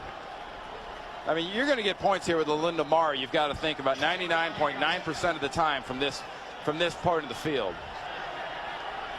Linda Mare has missed a 28-yard field goal this year, and from 31. This is from 29. Good snap by Perry. Good hold by Royals, and it's up and in. So Miami gets 3 out of it when they needed 6. I was going over my rule book there for a second when I saw referee Ed Hockley say interference, pushing, 82 offense, plays decline. Why would you decline that? Well, more sad news for the NFL. It seems like every week we are mourning the loss of another great name, and this is a guy that I know that had an effect on your career both in college and pro. Mike Webster, the great Hall of Fame center for the Chiefs and for the Pittsburgh Steelers. Hey, we shared an offensive line coach, one of the great ones, and Dan Radakovich, who coached that great Steelers offensive line, and it just has to give pause to players across this country that have ever played this game at this level. That, you know, at 50 years old, you know, that a guy would die at 50 years old, and so much of it can be directly traced back to his career in the NFL. There's something the Players Association has to be aware of and address, and I think there's something that the league has to be aware of and address, because this is not an isolated case. No franchise tried to help a former player and a former coach in the Kansas City Chiefs franchise, and Carl Peterson. They've offered him money and places to live, jobs. They had him as an assistant coach for 6 months, but his personal life was off kilter. His finances were in despair, but nonetheless, When you think of him now, you think of the greatness on the field, the incredible success, the Hall of Fame career, and the influence on former linemen and centers like yourself. Here's the kickoff after Monte's 29-yard field goal. Dante Hall at the 6-yard line for Kansas City. Drilled by Sean Wooden. And Tommy Hendricks there as well. At about the 22-yard line, a return of 19 yards. As Hendricks can't hit you. Well, we got the two top running backs in the NFL in the stadium today, and they both played on the same team in '96. Hey, talk about a different type of path to where you're at right now. Ricky Williams gets himself a big bonus, Heisman Trophy winner. Priest Holmes has been one of those guys. He's been a pick and shovel football player. Ricky Williams was given, and he's earned it, and he's great, but Priest Holmes has earned every little single yard and foot he's ever gotten in this league. Fake handoff, fake end around on 1st and 10, down the sideline, and looking for Johnny Morton, incomplete. It'll be 2nd and 10. If you're Jim Bates, the Miami defensive coordinator, how do you handle Trent Green today? I think you have to make him start thinking and doubting. You've got to get hits on Trent Green when they're in obvious passing situations, because it's been proven in the past he will put the ball up there where your guys can get at it. But if he's able to stand back, hand off the ball, use play action, dink and dunk, and move it the way he's doing it right now, you will not rattle him. 2nd down 10 from the 25. Here they come, and there goes Holmes, grabbed by Ugonulana, fumble on the play, and picked up by Ugonulana, unless they've blown it dead. I heard no whistle. I heard no whistle either. I hear it now.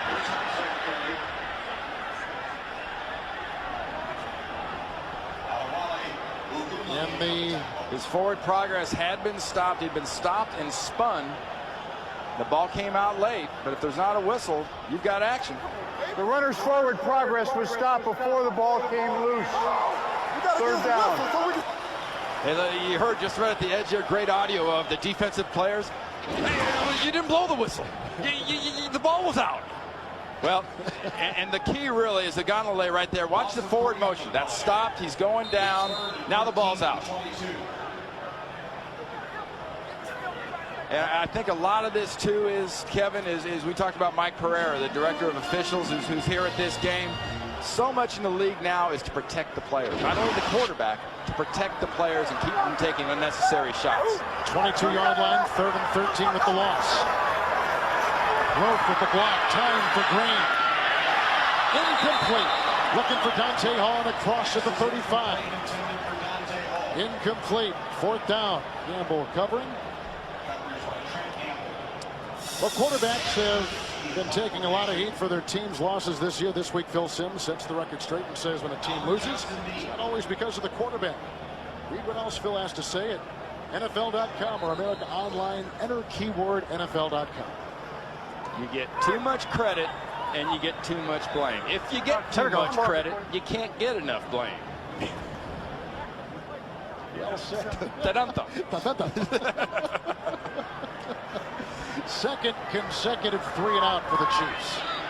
Straczynski's inside the 10. He'll bump this ball for Kansas City. Albert Johnson is due back inside the 35. Good rush.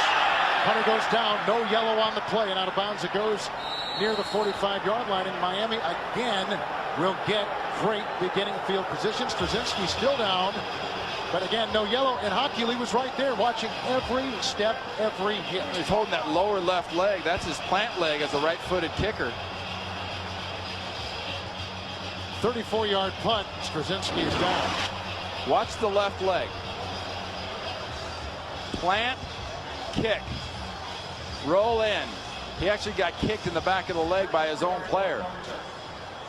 Number 30, Lyle West, kind of kicked him with the heel, right in the shin. The backup is Morton Anderson, who's also the kicker. Oh, at 42, how much more are you asking out of this guy? Hey, you know what? He could kick another 5 or 6 years. He's as a dual? Yeah, he could do it both. He's done it before. 21 years out of Michigan State. That great career he had that started in Atlanta. Right. You know, Michigan State, known as the Great Dane. Yep. Just an amazing kicker. His longevity and the way he conditions himself. You know, he lives in Atlanta still in the offseason, and he's just one of those guys. Guys like this play this long for a reason. You know, guys like Jack Rudney, who was a great center here in Kansas City, played that long for a reason. Jackie Slater in LA played that long for a reason. Takes unbelievably good care of himself and has the same kind of strength in the leg now. You saw that kickoff he had, almost kicked it out of the end zone. This is a developing story for the Chiefs, as Straczynski, and as Randy accurately says, that left foot, left leg is his plant leg. Well, you're winning your fantasy matchup. Get real-time scores and stats for your fantasy team at CBSSportsline.com. Or on AOL, enter keyword CBS Sportsline. By the way, in addition to being the punter, Straczynski is also the holder for Anderson. And the backup holder, in case Straczynski goes out, is Todd Collins, who is the second team quarterback. Well, Miami's got some work to do here. 2:44 to play in the first half and a timeout in the pocket of Jay Fiedler. Hey, don't feel too happy about yourself if you're Kansas City's defense. You've done a nice job. Your offense has come through a lot. But Miami's very capable of putting a quick 7 up here on you. 44-yard line, first down and 10. Fiedler. Outside he goes. Chambers. And grabbed and brought down by Warfield at about the 43-yard line. Pick up a 13, a Miami first down. And if you're going to see a quick 7 out of Miami, and if you're the defense of Kansas City, if you have any questions as to who will put up quick 7, that's the guy right there, Chris Chambers. Because of the speed, he gets the respect. Warfield playing off, just forces him up and stops and turns.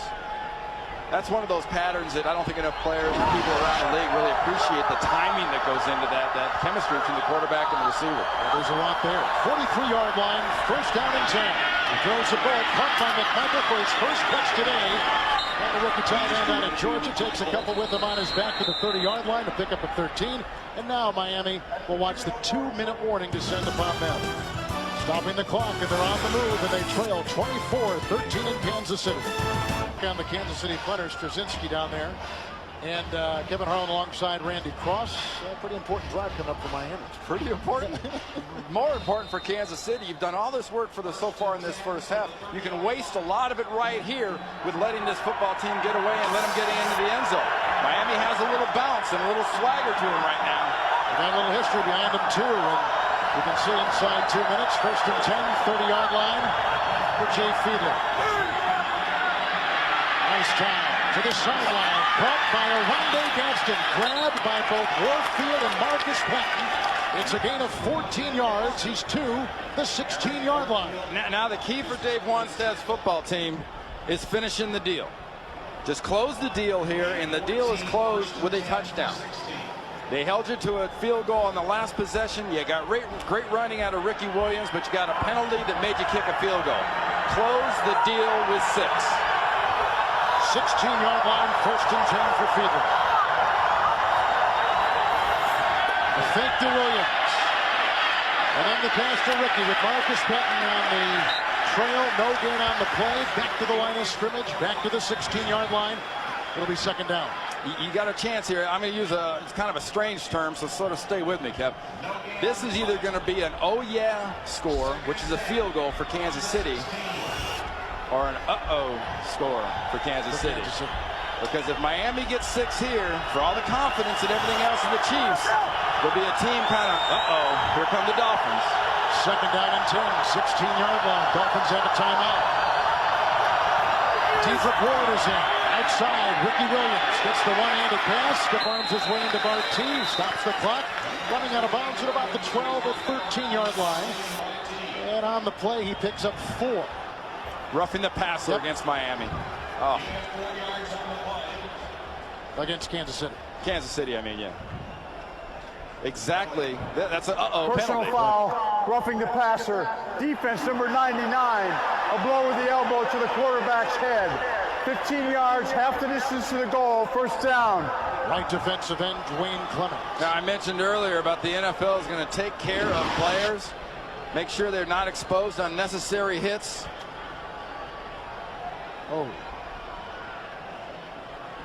Well, he could have followed through with an elbow to get a penalty. He's going to do it. That's, well, you know, if you hit the quarterback and your arm gets high, you're going to run the risk of doing that. I'm not going to call that a bad mistake, a stupid mistake. That's just something they're going to call, and you've got to be aware of that.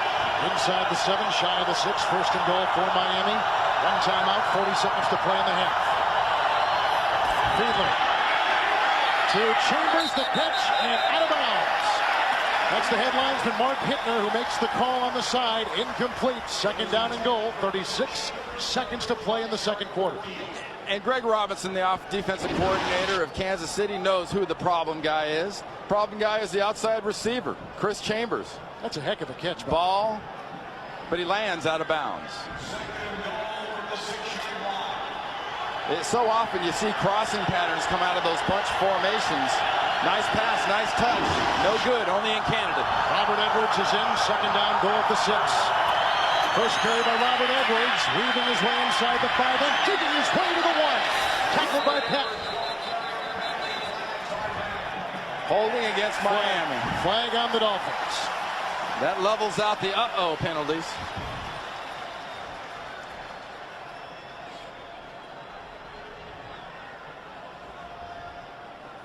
Holding, offense, number 81. 10-yard penalty, repeat second down. A rookie. The rookie Randy McMichael. You know, sometimes, and we don't see it too often when you get big penalties back to back like this, and it's not a case of it being, you know, you're a basketball guy. There's sort of make good sometimes.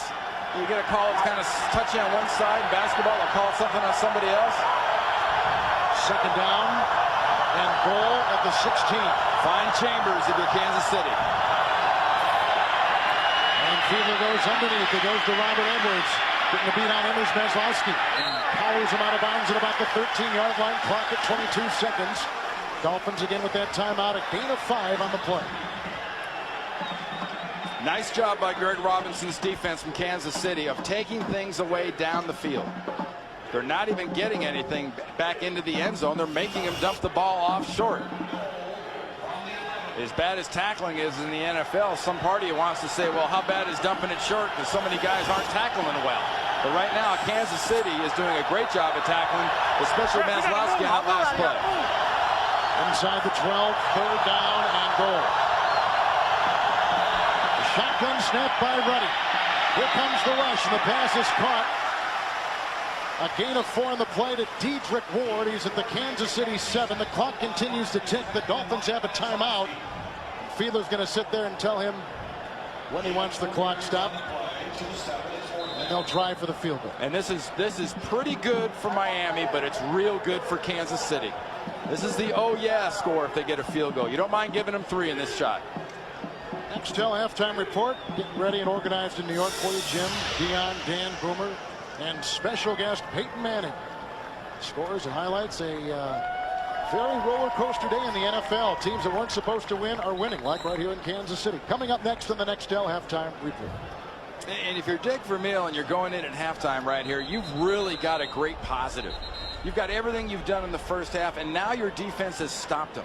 Your defensive coordinator, Greg Robinson, there standing next to you, is taking a lot of heat. The defense has taken a lot of heat, but today they've gotten a couple big turnovers, and in these situations when they had to stop them, they've managed to stop them. 25-yard drive by Orlando Mato.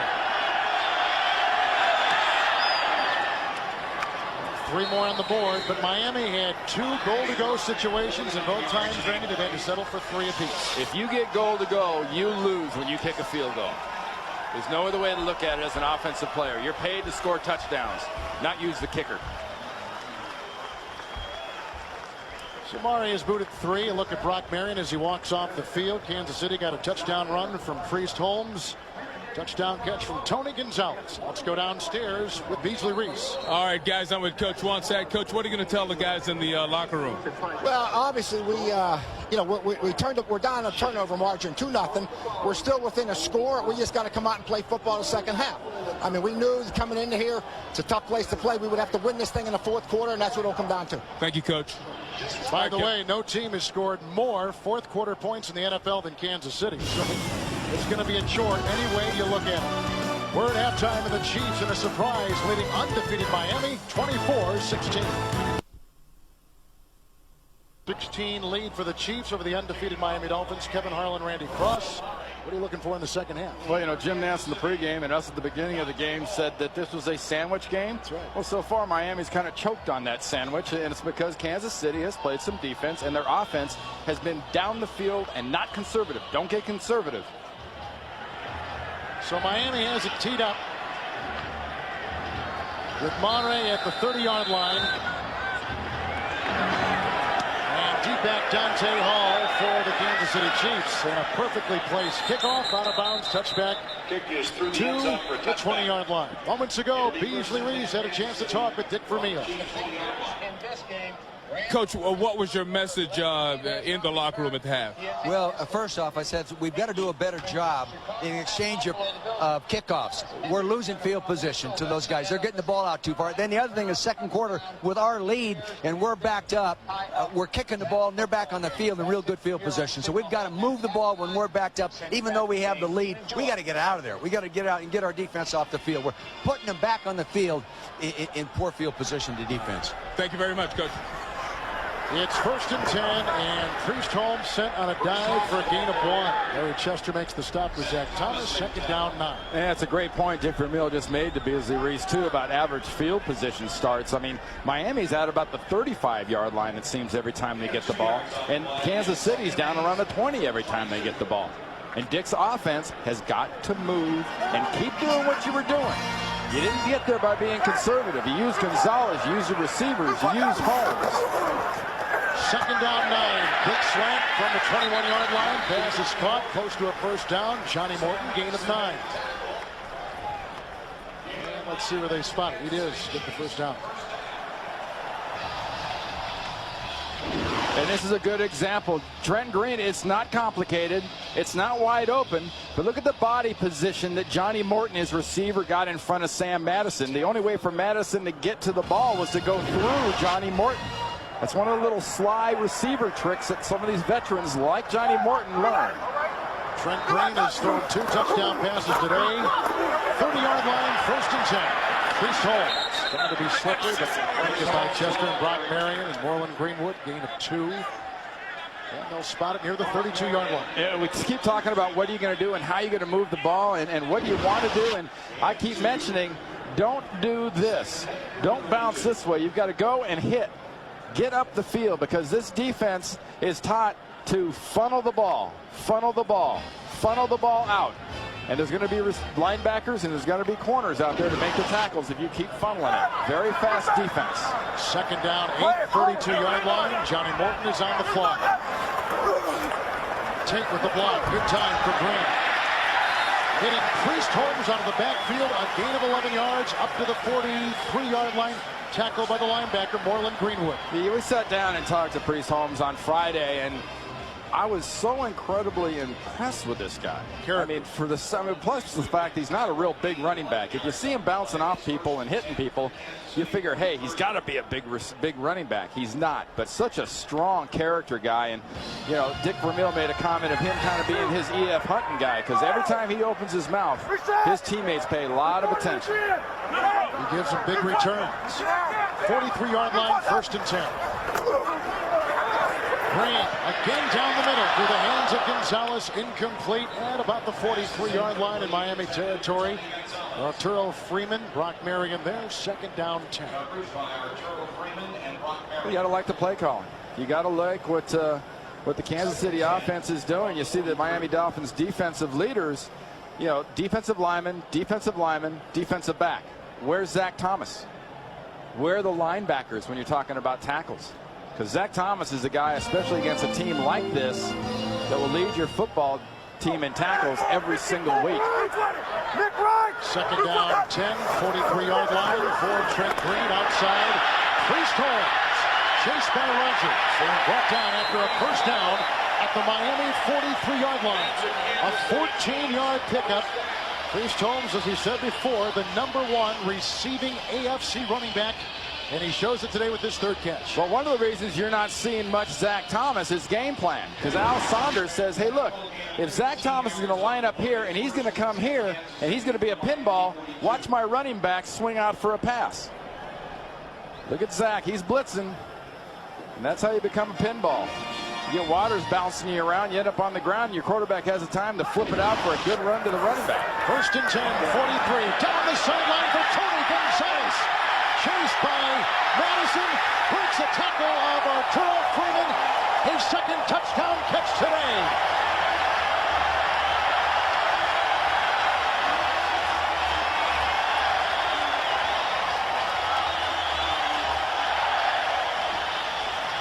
Kevin, they didn't get conservative. Dick Vermeil's offensive coordinator, Al Saunders, kept that dog wide open.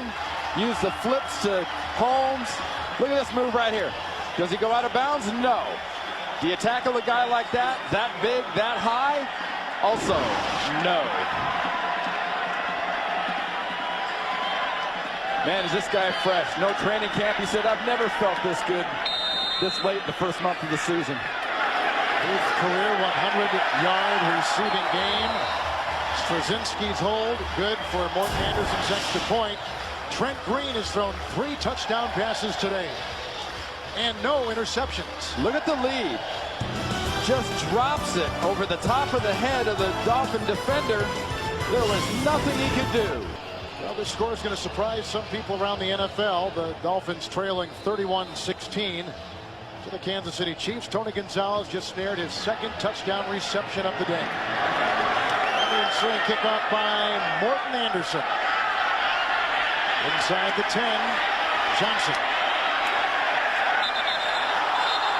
And it was loose. May have popped out. Chiefs think they've got it. They say it was down. Whistle's blown. Fingers are pointing to the ground.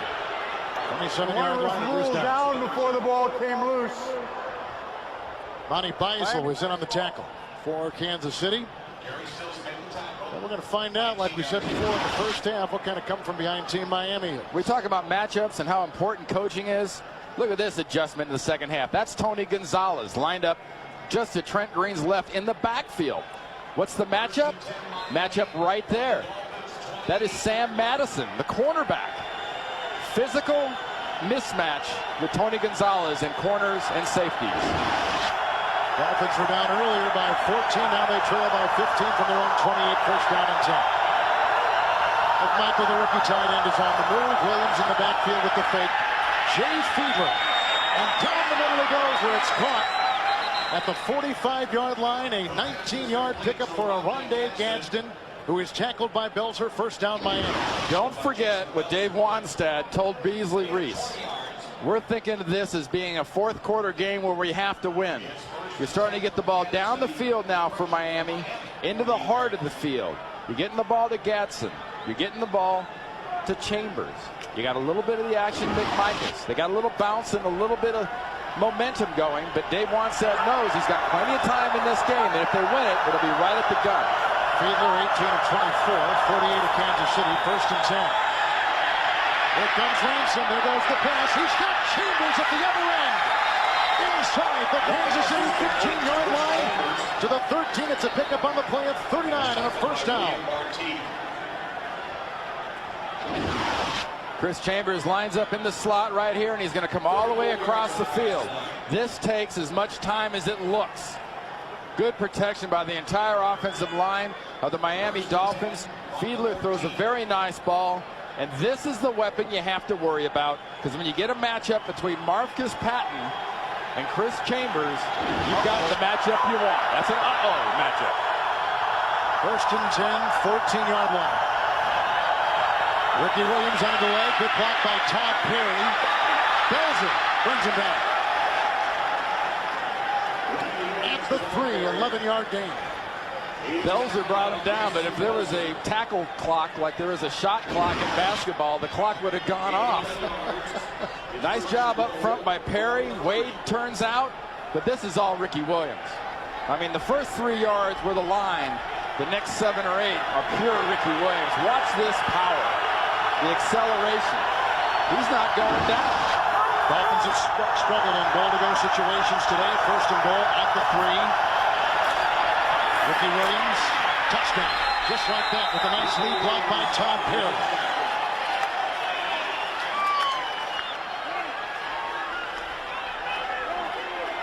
Dave Wanstad made the point yesterday to us, Kevin, that it's amazing when a player like Ricky Williams makes a play, it lifts the entire team. And here's 2 pure want-to runs by Ricky Williams. He wasn't going to be tackled on the last one. And what kind of a chance do you think any of these players on the Kansas City side on the defense have of getting them? You're not going to come in from the side and tackle Ricky Williams when he's got that head of steam and that want-to working. Williams gets his 4th rushing touchdown of the season. Mane extra point is up and in. And Miami cuts the Kansas City lead 31-23. Ricky Williams against the Miami Dolphins, back in business. Arrowhead, Kansas City, 31-23. The Chiefs, Dante Hall dropping it at the 4. At the sideline and safely out of bounds. Sean Wooden drove him out at about the 17-yard line. 16-yard return. Trent with Randy Cross and Beasley Reese, Kevin Harlan, Arrowhead in Kansas City, 31-23 Chiefs. After the kickoff from the 19-yard line, 1st and 10. Trent Green has thrown 3 touchdowns today. Winding up and going out again. Bobbled, and Morton on the juggle vacuums it in. What a catch! And a first down to the 32, and it's a gain of 13 on the play. You want to say this is unbelievable concentration. And you want to say at points, this is kind of luck. But this is just pure, hey, looky here what I got. The eyes never left the ball. Morton, as he's rolling over, the pass, the protection, everything's good. Watch Johnny Morton's eyes in his head. Follow the ball, catch the ball. His best day as a Chief, Randy. He's got 4 catches today, he had 5 coming in. He's got a touchdown reception, 32-yard line, 1st and 10. The fake to Richardson, the pitch to Holmes. Jason Taylor didn't bite, flag is down. They've been going to Jason Taylor a lot today running the ball. And, you know, they talked about rotating and keeping Jason Taylor fresh with that left knee that's been hurting. They've run right at him, and you know what? They haven't got a whole lot done over there either. The brace on. He has a second-degree motion. MCL sprain. Number 8, he was moving forward at the snap. 5-yard penalty, repeat, 1st down. And Beasley Reese, what do you have downstairs? Well, I'm watching Trent Green put on a show. This is a breakout game for Trent. You remember this guy led the NFL in interceptions with 24 last year, setting a team record. His 71.1% QB rating was 2nd worst in the AFC. He is marvelous today, and it's exactly what he needs and his team needs. Back to you. Thank you, Beasley. 15 of 20. Trent Green throwing today, 1st and 15. Inside the 28, near the 27. Dante Hall's in the backfield. That's who got the pass from Green. Tackled on the play by Gamble, gain of 1. Beasley, let me bring you in one more time. There was not a lot of respect I sensed in talking with Dolphins secondary players yesterday for the arm of Trent Green. I think they're getting surprised today a little bit. You know what? And that's a good way to get in some quick trouble. They did say, I won't call names, but they did say he didn't have a lot of zip, that he was more of a touch passer, but he has zipped a couple in today, particularly to Tony Gonzalez, and he's throwing to receivers while they are covered, showing a lot of confidence. You know, it hasn't been so much zip as placement and accuracy. And he's throwing it right where he needs to. 14 plays, stopped in mid-motion. Before the ball was snapped, false start, offense, number 77. 5-yard penalty, still 2nd down. And let me give you a little perspective, too, to add on to what Beasley was talking about with this Kansas City Chief team. Last year, Trent Green had all those interceptions. Last year, he didn't have much help on offense besides Tony Gonzalez. If you stopped him and you stopped Priest Holmes, Trent Green couldn't throw it anywhere else. That's why quarterbacks get that many interceptions, as they try to force it to people who can't catch it. This offense now has got the system and the talent for the system. Defensively, they got the system, but not quite the talent for the system. It's only the 2nd year of a 3-year building plan for Dick Vermeil. 2nd 19, 23, great time for Green. Pennison across the middle. Trapped by Thomas at the 33, a gain of 11. It'll be 3rd down and 8. How would the play action work in this Kansas City offense, you think? Yeah, I think it'd be I think it'd be much better. But, you know, this style of offense doesn't feature a lot of play action. But with a running back like that, you think it'd be excellent. Nice job of jamming by Sam Madison. And there's been a Zach Thomas sighting. Alert the police. He's not missing any longer. And when he's finally sighted, he's sighted 12 yards down the field. That tells you something about this KC game plan. 34-yard line, 3rd and 8. Here goes Green on the run. He's got to get to the 42. He's got open room. He's being chased by Fletcher, the rookie, and out of bounds at the Miami 42-yard line. That is a career-long run. The longest of his career, 26 yards for 9th-year veteran Trent Green. And when you think Trent Green, you don't think run. I mean, Donovan McNabb got his big contract because he can do it all. And Trent Green as a backup did well, and a backup did well, and Kansas City hasn't been quite as spectacular, but the reason it hasn't been quite as spectacular is he didn't have the tools here that he had in St. Louis and Washington. Dolphin 42, 1st and 10. Green to Holmes. Thomas is chasing. Flag is thrown. And he's out of bounds at about the 33-yard line. This looks to be on Kansas City.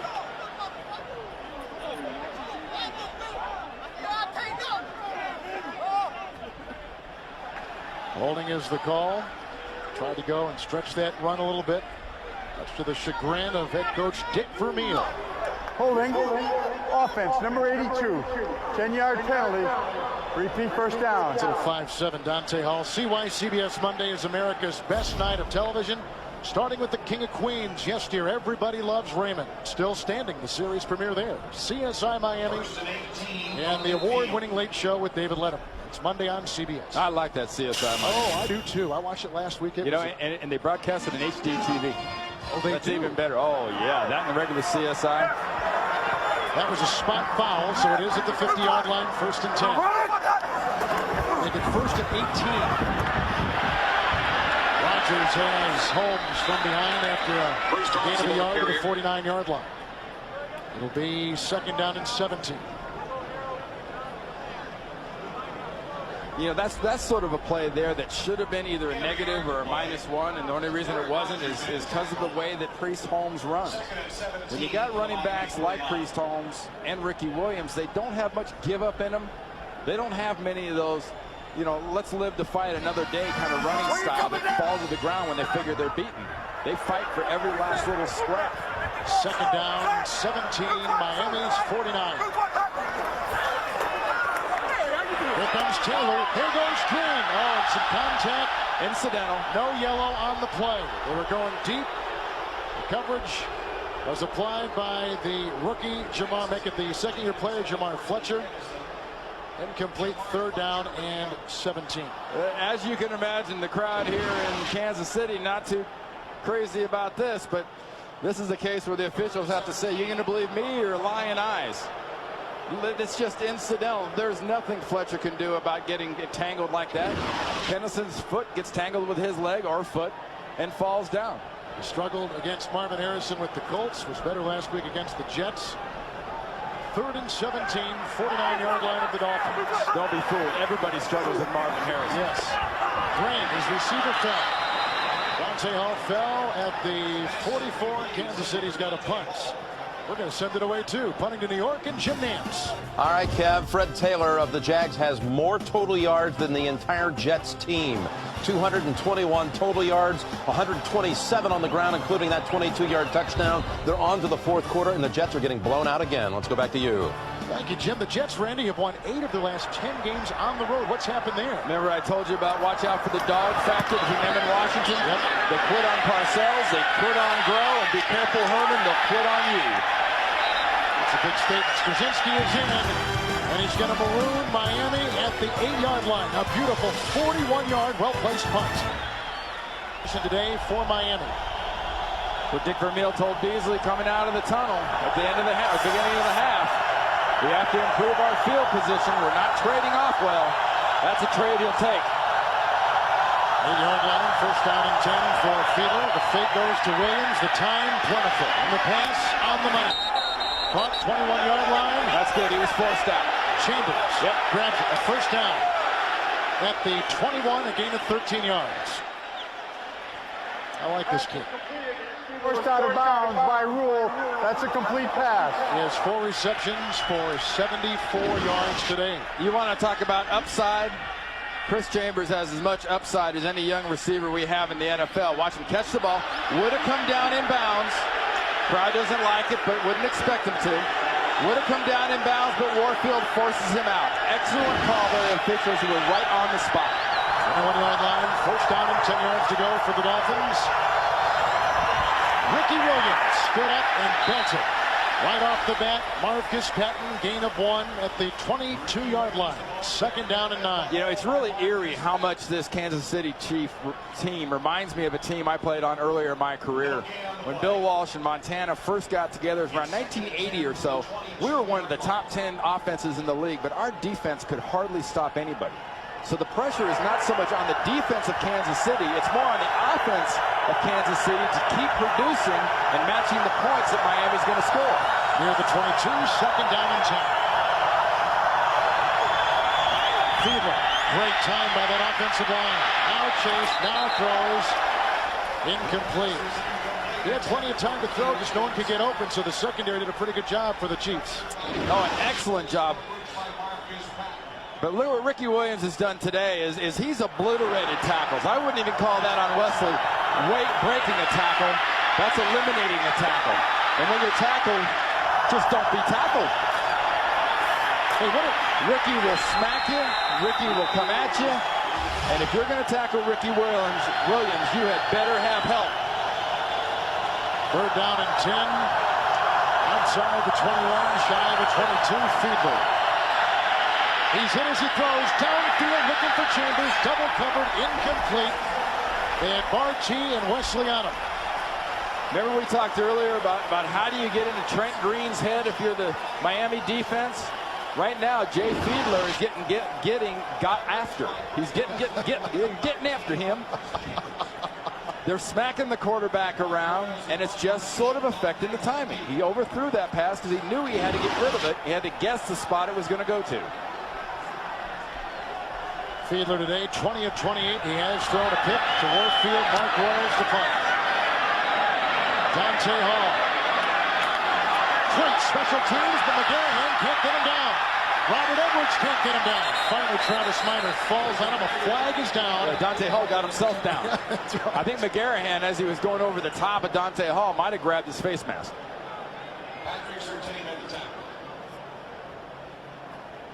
44-yard punt. Well, Ed Hockley, he stays in pretty good shape, doesn't he? He does. He's a lawyer in Phoenix, Arizona. Avid weightlifter. He's lifting something. In fact, if you drive downtown Phoenix, it's his name is in the front. During the return, personal foul, face mask. The kicking team, number 43, 15-yard penalty, 1st down. You know, most officials, the stripe on their shirts go up and down. Hockley's got a kind of muscle thing. They kind of V into the middle. I think he tailors those shirts. He pushes the Chiefs up to the 39-yard line, and it's 1st and 10 after the Miami punt. Holmes in the backfield. There's a block by Whitman, but it doesn't deter Miami, who closes in. Gain of 3 on the play. They had Zach Thomas and Jermaine Haley. First time we've called his name today on that defensive line, making the stop. 41-yard line. It'll be 2nd down and 7. See, this is a little different defense that Miami runs. Look how wide the defensive ends are on the outside. So it really makes the linebackers have to fill these various holes inside. And good execution. This is Dave Wanstead refers to this as kind of the old college 4-3 with linebackers off the ball. Dante Hall end around on 2nd down and 7 from the 42. He gains 5 near the 47-yard line. And on the play, that's Zach Thomas on the tackle. Congratulations to the Late Show Emmy winner for Outstanding Variety Series for the 5th year in a row. And you know what? Right now, Kansas City wants to see a gap to get Dante Hall through, and they only need one about as big as the one between David Letterman's front teeth. You could get little Dante Hall right about through there. That's all the gap they need. 3rd down and 2 from the 47. We're late in the 3rd quarter. Coming at him again. Green facing the pocket, crumbling, throws outside, and it's caught for a gain of 5. Gamble tackles Hall at the 47-yard line. It's another 1st down. Just a gap like that. Yep. You're looking for that little thing to fit the ball in, and Zappo, you get it to Dante Hall. Look at Dick Vermeil. He loves this young guy because he knows he's got an Oz-Hakeem type tool. A guy that can run, a guy that's quick. He may not be clock fast, but Dick Vermeil knows this guy is a playmaker. He's only 5'7". Yeah, he claims 5'8". Nobody believes 5'7". 1st and 10 outside the Miami 47. Fake to Holmes. There's some play action for you. And it goes to Holmes. Against the linebackers. Gets by Thomas. Chased by Rodgers. And belted by Brock Marion and Fletcher downfield. A nice pitch and run of 23 yards by Priest Holmes. A first down for the Chiefs at the Miami 23. We talk about how fast this Miami defense is and how hard they react and they run to the ball. Well, one of the things you can get when that happens is you can get a ball to a running back and you can use it against them. See how fast they react? They react on the first break, and Priest Holmes is gone. Folks, a lot of you are watching this game out there. If you're seeing this young man for the first time, they don't need to hand it to him out of the backfield for him to be a weapon. They can throw it to him. They can lateral it to him. He can snap it and he can run with it. 23-yard line, 1st and 10. Nice block by Tate, but that didn't stop the avalanche of defenders. Greenwood out there along with Jay Williams, Zach Thomas, and on the play, a loss perhaps of 1, 2, 3 yards, we'll call it, where they spot it now, which is just outside the 25.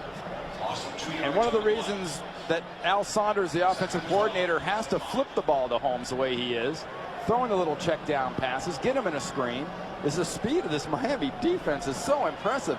You watch that last play, it looked like it was fine, and suddenly Zach Thomas and half that defense is attacking it on the outside. The Miami defense built kind of like the old Dallas defense, a lot of speed. And Dave Wannstedt was there. Linebackers are off the ball, big defensive tackles, and speed. The big teams in this league now are the fast teams. A terrific game from Kansas City at the end of 3. Chiefs 31-23. You're watching Mare, a couple running touchdowns, one by Williams. Kansas City, 3 touchdown passes by Green. And look at that interesting statistic there. Don't leave the room for this quarter. 2nd down 12, first play of the 4th quarter. Holmes going outside, gets by Zach Thomas, gets by a host of other Dolphins, and finally he's brought down by Thomas. He gained 3 yards after running for 30. Haley is the one to get him along with Zach. And they're going to spot him at the 22-yard line, where it will be 3rd down and 9. The Priest looks like a dog running on the freeway, and he's got the same cars keep going by him. They keep backing up and coming by him. Well, if he goes left, there's nothing there. Zach goes by him that time. Brock Marion kind of loses him. Don't worry, Brock, he'll be back. Wow. How about Gonzalez? We need to see more of him, huh? Well, 1 catch in the second half, and he was such a big part of this game plan. In this part of the field, this is classic tight end territory going into the red zone. Gonzalez has 2 receptions in the end zone today for touchdowns. 3rd and 9, empty backfield, 22-yard line. Green with time and on the run. He has to get inside the 15-yard line for the first down. And shut down a play by Fletcher. He's got the first down at the 7-yard line of Miami. 1st and goal, Kansas City on the scramble by Trent Green. You had the empty backfield that you mentioned, Kevin. A lot of teams say that's a blitz down. Nope. Pass, pass rush, pass rush, pass rush. Everybody else drops into zones, and everybody forgets that quadrant of the field. Defenses break the field up into squares, into quadrants.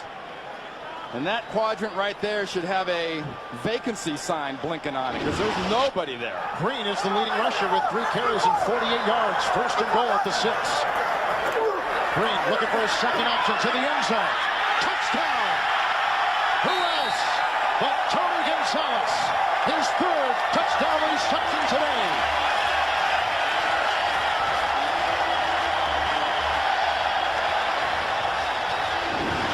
I played with Russ Francis at San Francisco. Earlier at New England. He was kind of Tony Gonzalez before there was a Tony Gonzalez.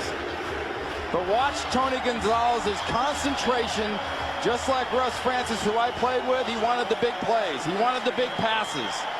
And he concentrated on that ball all the way in, even through the arms of the defender. 3rd for Tony Gonzalez. That is a career high. Trent Green, 4 touchdown passes and no interceptions. Morton Anderson.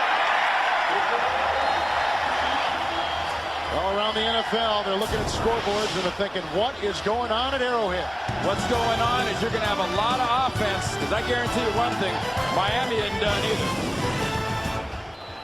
Chiefs, the 5th highest scoring team in the NFL. 29th in points allowed. Gonzalez, a career high, 3 touchdown receptions. And following that, that's the kickoff. Albert Johnson inside the 5. Finds a seam. Gary Stills brings him down at about the 37-yard line. 32-yard rim top. Big day for Trent Green. He has not been sacked. He's thrown 4 touchdown passes.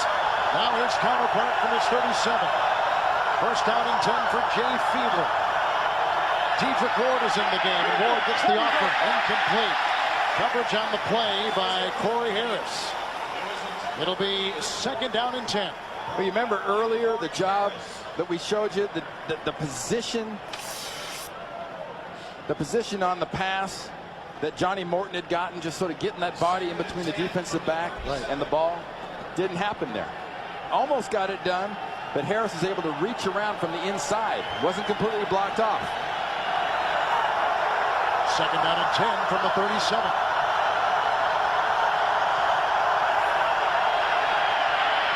Fiedler with the pocket crumbling. Browning had him. The flag is down.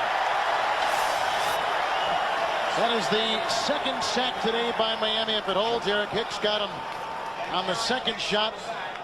And Mark Dixon, a very good left tackle for Miami, is down and holding a leg. A knee to be exact.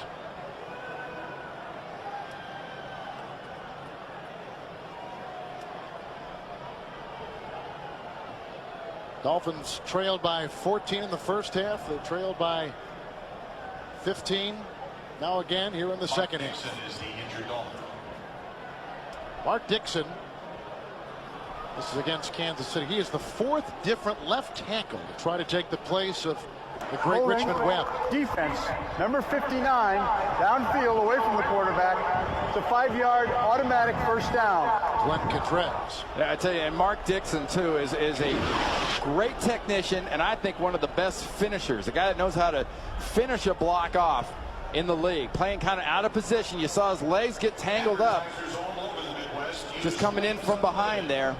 Yeah, it's one of the things as an offensive lineman you really, A, you can't concentrate on, and B, you can never really prepare for and expect is the wash that comes into the side of your legs. The wash comes into the back of your legs. That's one way to get here. Dixon is being hoisted. Injury timeout at Arrowhead. There's some plays as Dixon. Mark Dixon is injured. Marcus Spriggs will take his place at the left tackle. That is a big position on that offensive line. I'm running stunts. I'm testing this guy, see how warmed up he is. First down and 10, 42-yard line. Fake handoff, end around, and it goes to McKnight, who is belted on a play at the 39-yard line. 19-yard pickup. Corey Harris was there. A first down for Miami. We talked about what a great job Al Saunders has done all day for Kansas City's offensive as a coordinator. You got a defensive end that's saying, how's Marcus Spriggs? I'm going to get upfield. Okay? When you get upfield, what are you susceptible to? You're susceptible to the reverse. What a nice job done right there. Now they're complaining that Ruddy was holding Maslowski. Yes, he was, but they didn't call it. Inside the 40, first and 10, shotgun snap from Ruddy to Fiedler.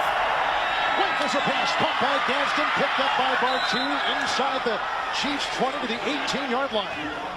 A pickup of 21, first and 10, Miami again. I told you earlier, this offense is not done. Because what they're going to do is they're going to form a protection, a pocket around Fiedler. And once you have that pocket, you can look downfield and take your choice. Arundé Gatson, sure-handed, physical, not the fastest receiver they have, but what a great target with a guy that size. He and Chambers are both up in the upper echelon as far as size goes as wide receivers. 18-yard line, first and 10. Williams in the backfield with Conrad, the fake pitch, and here comes Fiedler. Again chased by Richie Owens, has to get inside the 10. Oh, he got a tremendous block on the side by his tight end, Randy McMichael, who crushed an oncoming Chiefs defender. An 11-yard run and a first down, so the Dolphins have it at the 6.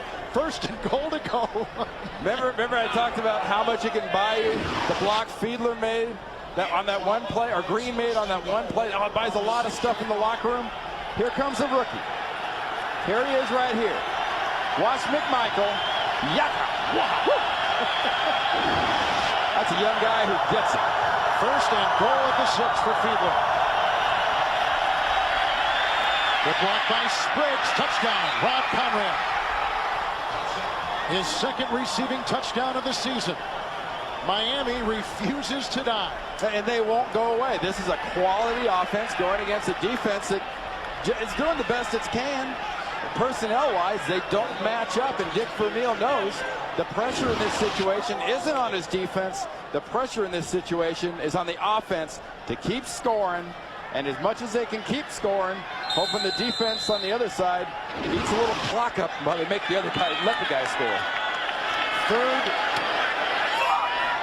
extra point try for Mare is up and in. Rob Conrad, who went to Syracuse, the same school as the great Jim Brown, and when he went there, he said, "Can I get number 44?" They said, "Yes, you can." He's got it in the NFL too. He just grabbed his 4th receiving touchdown in his career. 38-30. They just lost their left tackle, Mark Dixon. He is in the locker room. He has a severe left ankle sprain. It is the opposite ankle that ended his season last year. Back upstairs. Good report, Beasley. Thank you. And here comes Mane. He has had 3 field goals today, kicking off after the touchdown pass to Rob Conrad. Dante Hall inside his 20 and on the fly. Campbell bullies him and knocks him down. Good tackle by him after a 17-yard pickup. And it's near the 33-yard line. Monday on CBS TV's Best Night of Comedy just got a whole lot funnier. Don't miss the series premiere of the new hit comedy Still Standing. It stars Mark Addy and Jamie Gertz. It's Monday at 9:30, 8:30 Central on CBS, right after Raymond.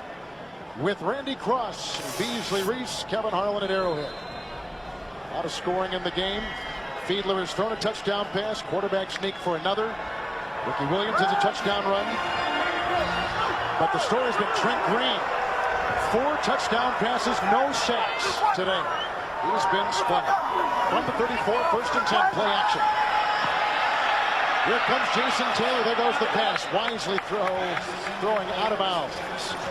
2nd down and 10. And the major tool in that whole deal has been Tony Gonzalez. He was sort of the relief guy there. He threw it in the general direction. But there's been nothing general about the other touchdown passes. One short one in the red zone by the goal line. One long one right here. Look at the mismatch. Physically, that can't hold up. And then the last touchdown by Kansas City to get them up to 38 points. And 7 points above their average. This team came in averaging 31 points a game and 385 yards, and they're above both of them already. 2nd down, 10, 34. Wing goes outside, caught by Priest Holmes. Grayson Fletcher, who shoves him out of bounds. And he is, after a gain of 3, out of bounds at about the 37-yard line. You can say this about most teams. What Dick Vermeil's offense has done today is, the playmakers have made plays. You can't always say that, especially against a good defense like Miami, but they needed big plays out of Tony Gonzalez today against this defense because of the matchups. They've gotten it. They needed big plays out of Priest Holmes and not necessarily just running the ball, and they've gotten them. And they've gotten great passing and an occasional good block out of Trent Green, a quarterback. 3rd down and 7. Doozy of a block. Good blocking by Rofe. Here goes Green on the fly, throwing to Morton, bobbled it, incomplete, out of bounds, incomplete. At the 49, and Kansas City has got to punt. Flag down. There's a flag down. Late flag, far side, 37-yard line. It's against, I thought I was going to say the Chiefs. We'll have to see.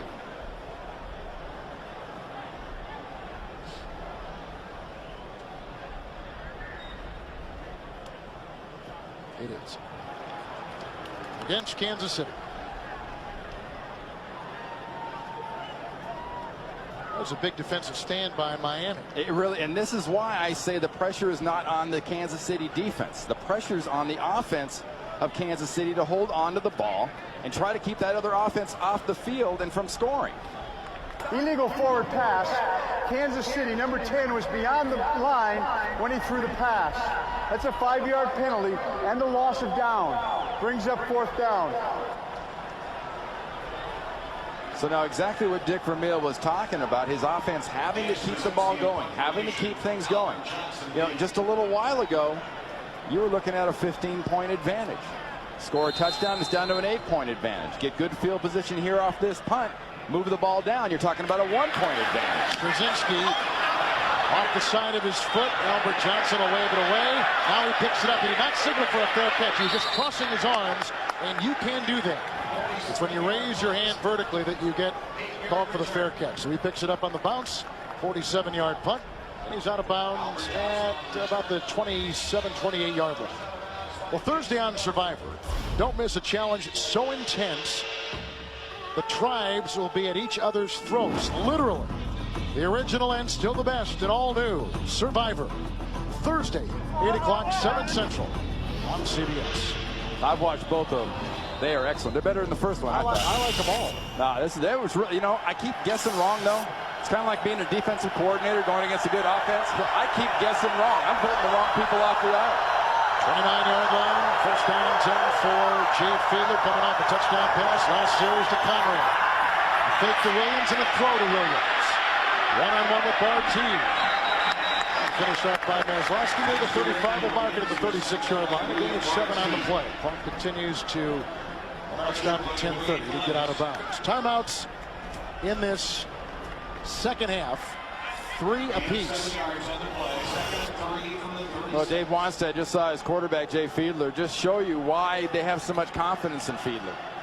Stand there with the pass rush coming at him, knowing he's got to bait the guys in further and further to be able to dump that ball off to his running back. 36-yard line. Second down and 3. Oh, here they come. He's grabbed by Hicks and brought down. He threw the ball. Is it an incompletion? No, he's going to say he was in the grasp and tackled. Because otherwise it's intentional grounding.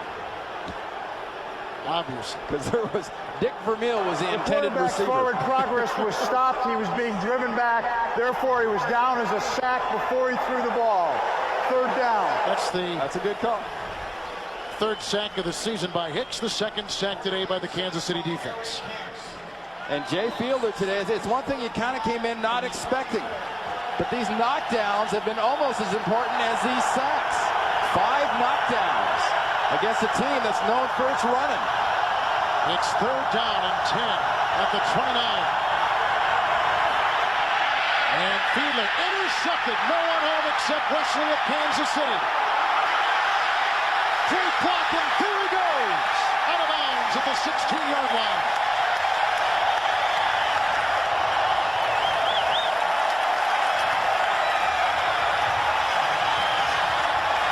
Greg Wesley just grabbed his 5th interception in his career. It's the 3rd Miami turnover. The 2nd interception thrown by Fiedler. And the #1 team in the NFL, Dave Warnstedt's Miami Dolphins, coming into today, and the giveaway takeaway has pumped it up 3 times. They trail by 8 late in the game. And the Dolphins be given. They are giving this ball away to Kansas City. Give some credit to Greg Robinson, his defense. And Greg Wesley there made that interception. They're forcing Jay Fiedler because of pressure, because of schemes. Remember the pocket I talked about earlier? The pocket's not there, folks. It's collapsing around Fiedler. And he just threw that one up for grab. I mean, obviously, he thought somebody was going to be there. But whoever he thought was going to be there was on the sideline. 16-yard line, first and 10, Priest Holmes. Grabbed and brought down on the play on the defensive line by Rob Burnett. Gain of 2. And they'll spot him at about the 14-yard line where it'll be second down and 8. And that doesn't change anything, Kevin. The pressure is still on Kansas City's offense. Good play by the Kansas City defense, but the pressure's still on the offense. It's already got 400 yards. Those turnovers have killed Miami this afternoon. Again, they were +8 coming, and they had only 1 turnover in the first 3 games coming into today. Second down, 8 from the 14. Holmes, a Richardson lead block.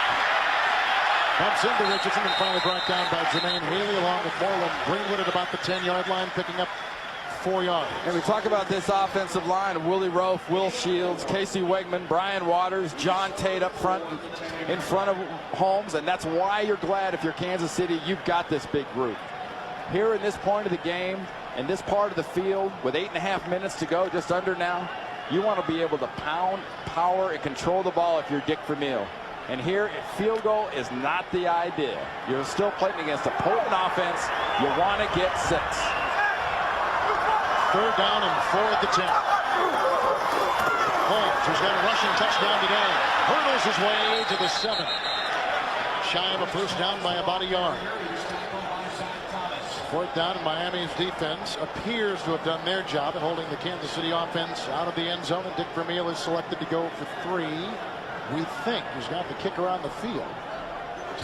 And the spot of the ball is a good half yard shy of a first down. What would you do here? Oh, you kick the field goal, take your points, and put the defense back on the field, and tell your offense, get a blow, take a drink, get a little oxygen, because you'll be back on the field, and next time we see you, you got to score a touchdown.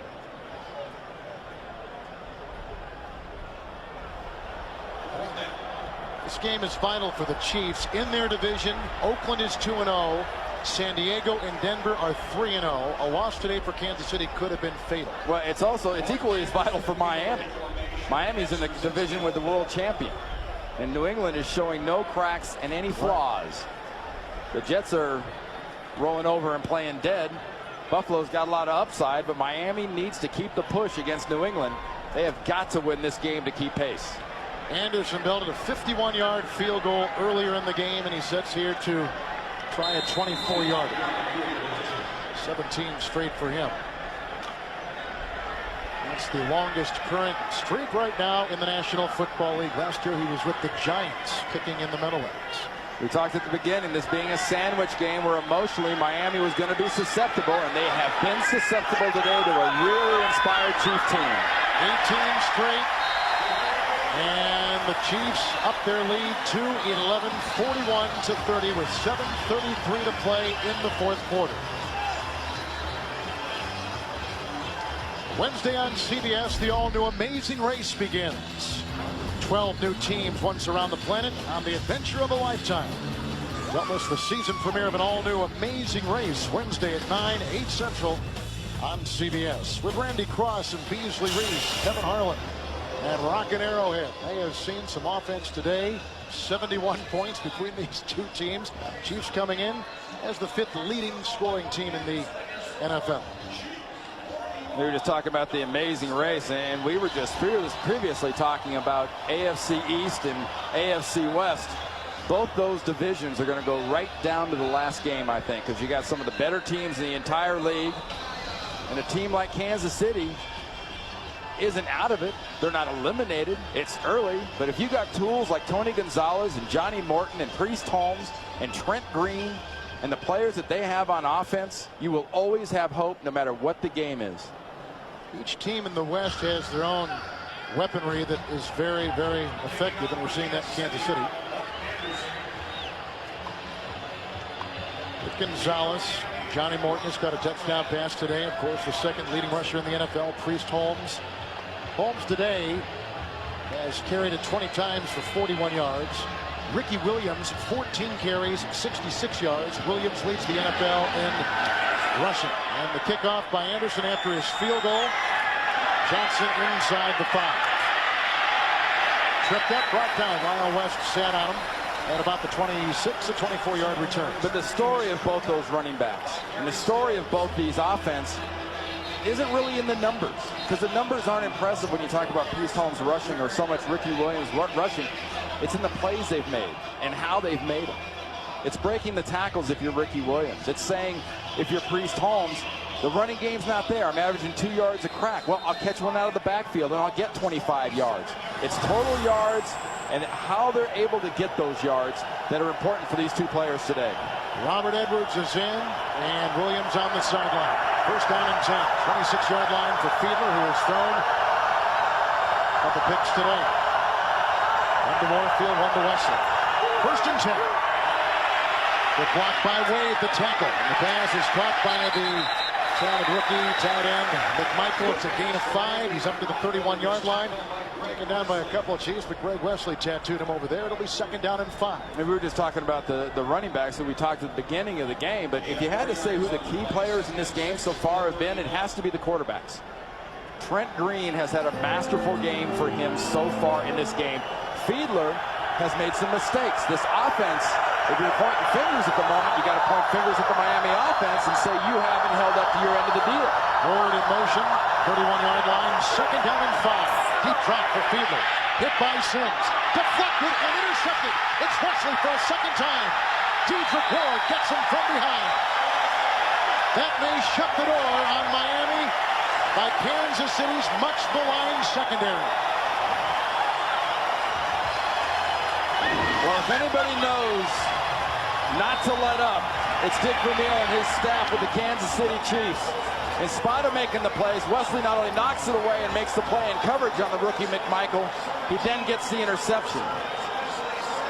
Inside position, ball is knocked up. Suddenly now you're a running back. And suddenly now Kansas City in this what we have called a sandwich game. The emotion of last week for Miami. The anticipation of next week for Dave Wanstead's football team of facing the world champion Patriots. And the, oh gee, it's only the Chiefs attitude that is only human nature when you're in this league. -4 today. Coming in at +8.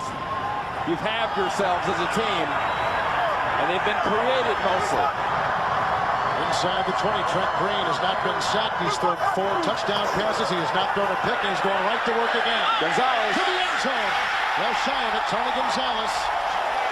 The ball hung up there. He's at the 3.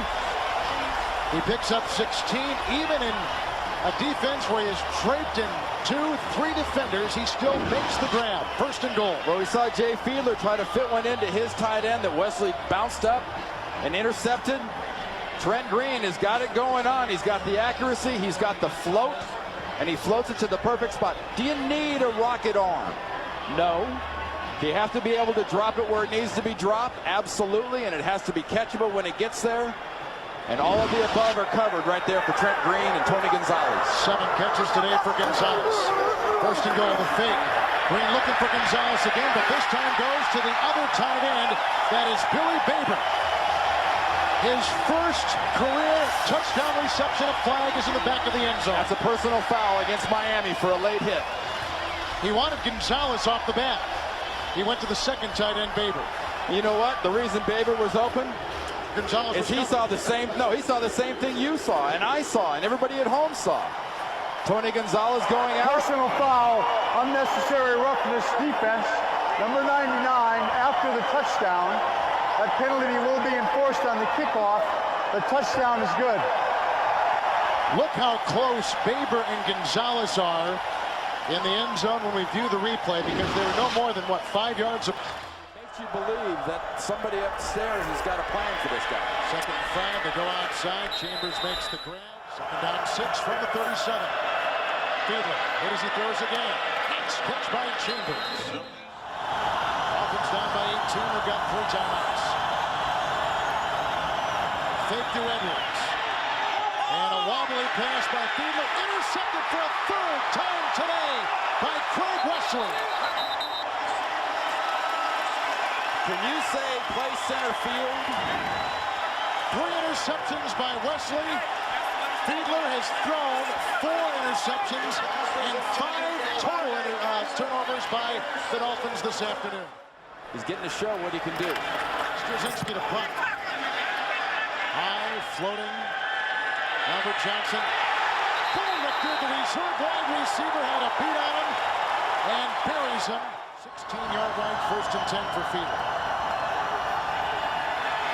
Outside he goes to Robert Edwards. Dancing on Warfield.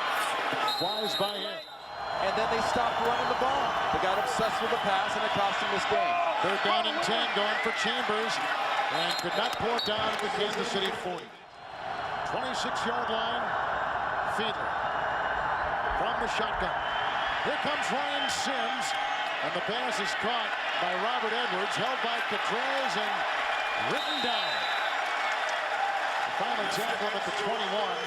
The progress is to the 26. Today's game produced by Bob Dekas and directed by Steve Milton, the senior producer of the NFL Today. Eric Mann, and the director is Bob Matina. The coordinating producer of CBS.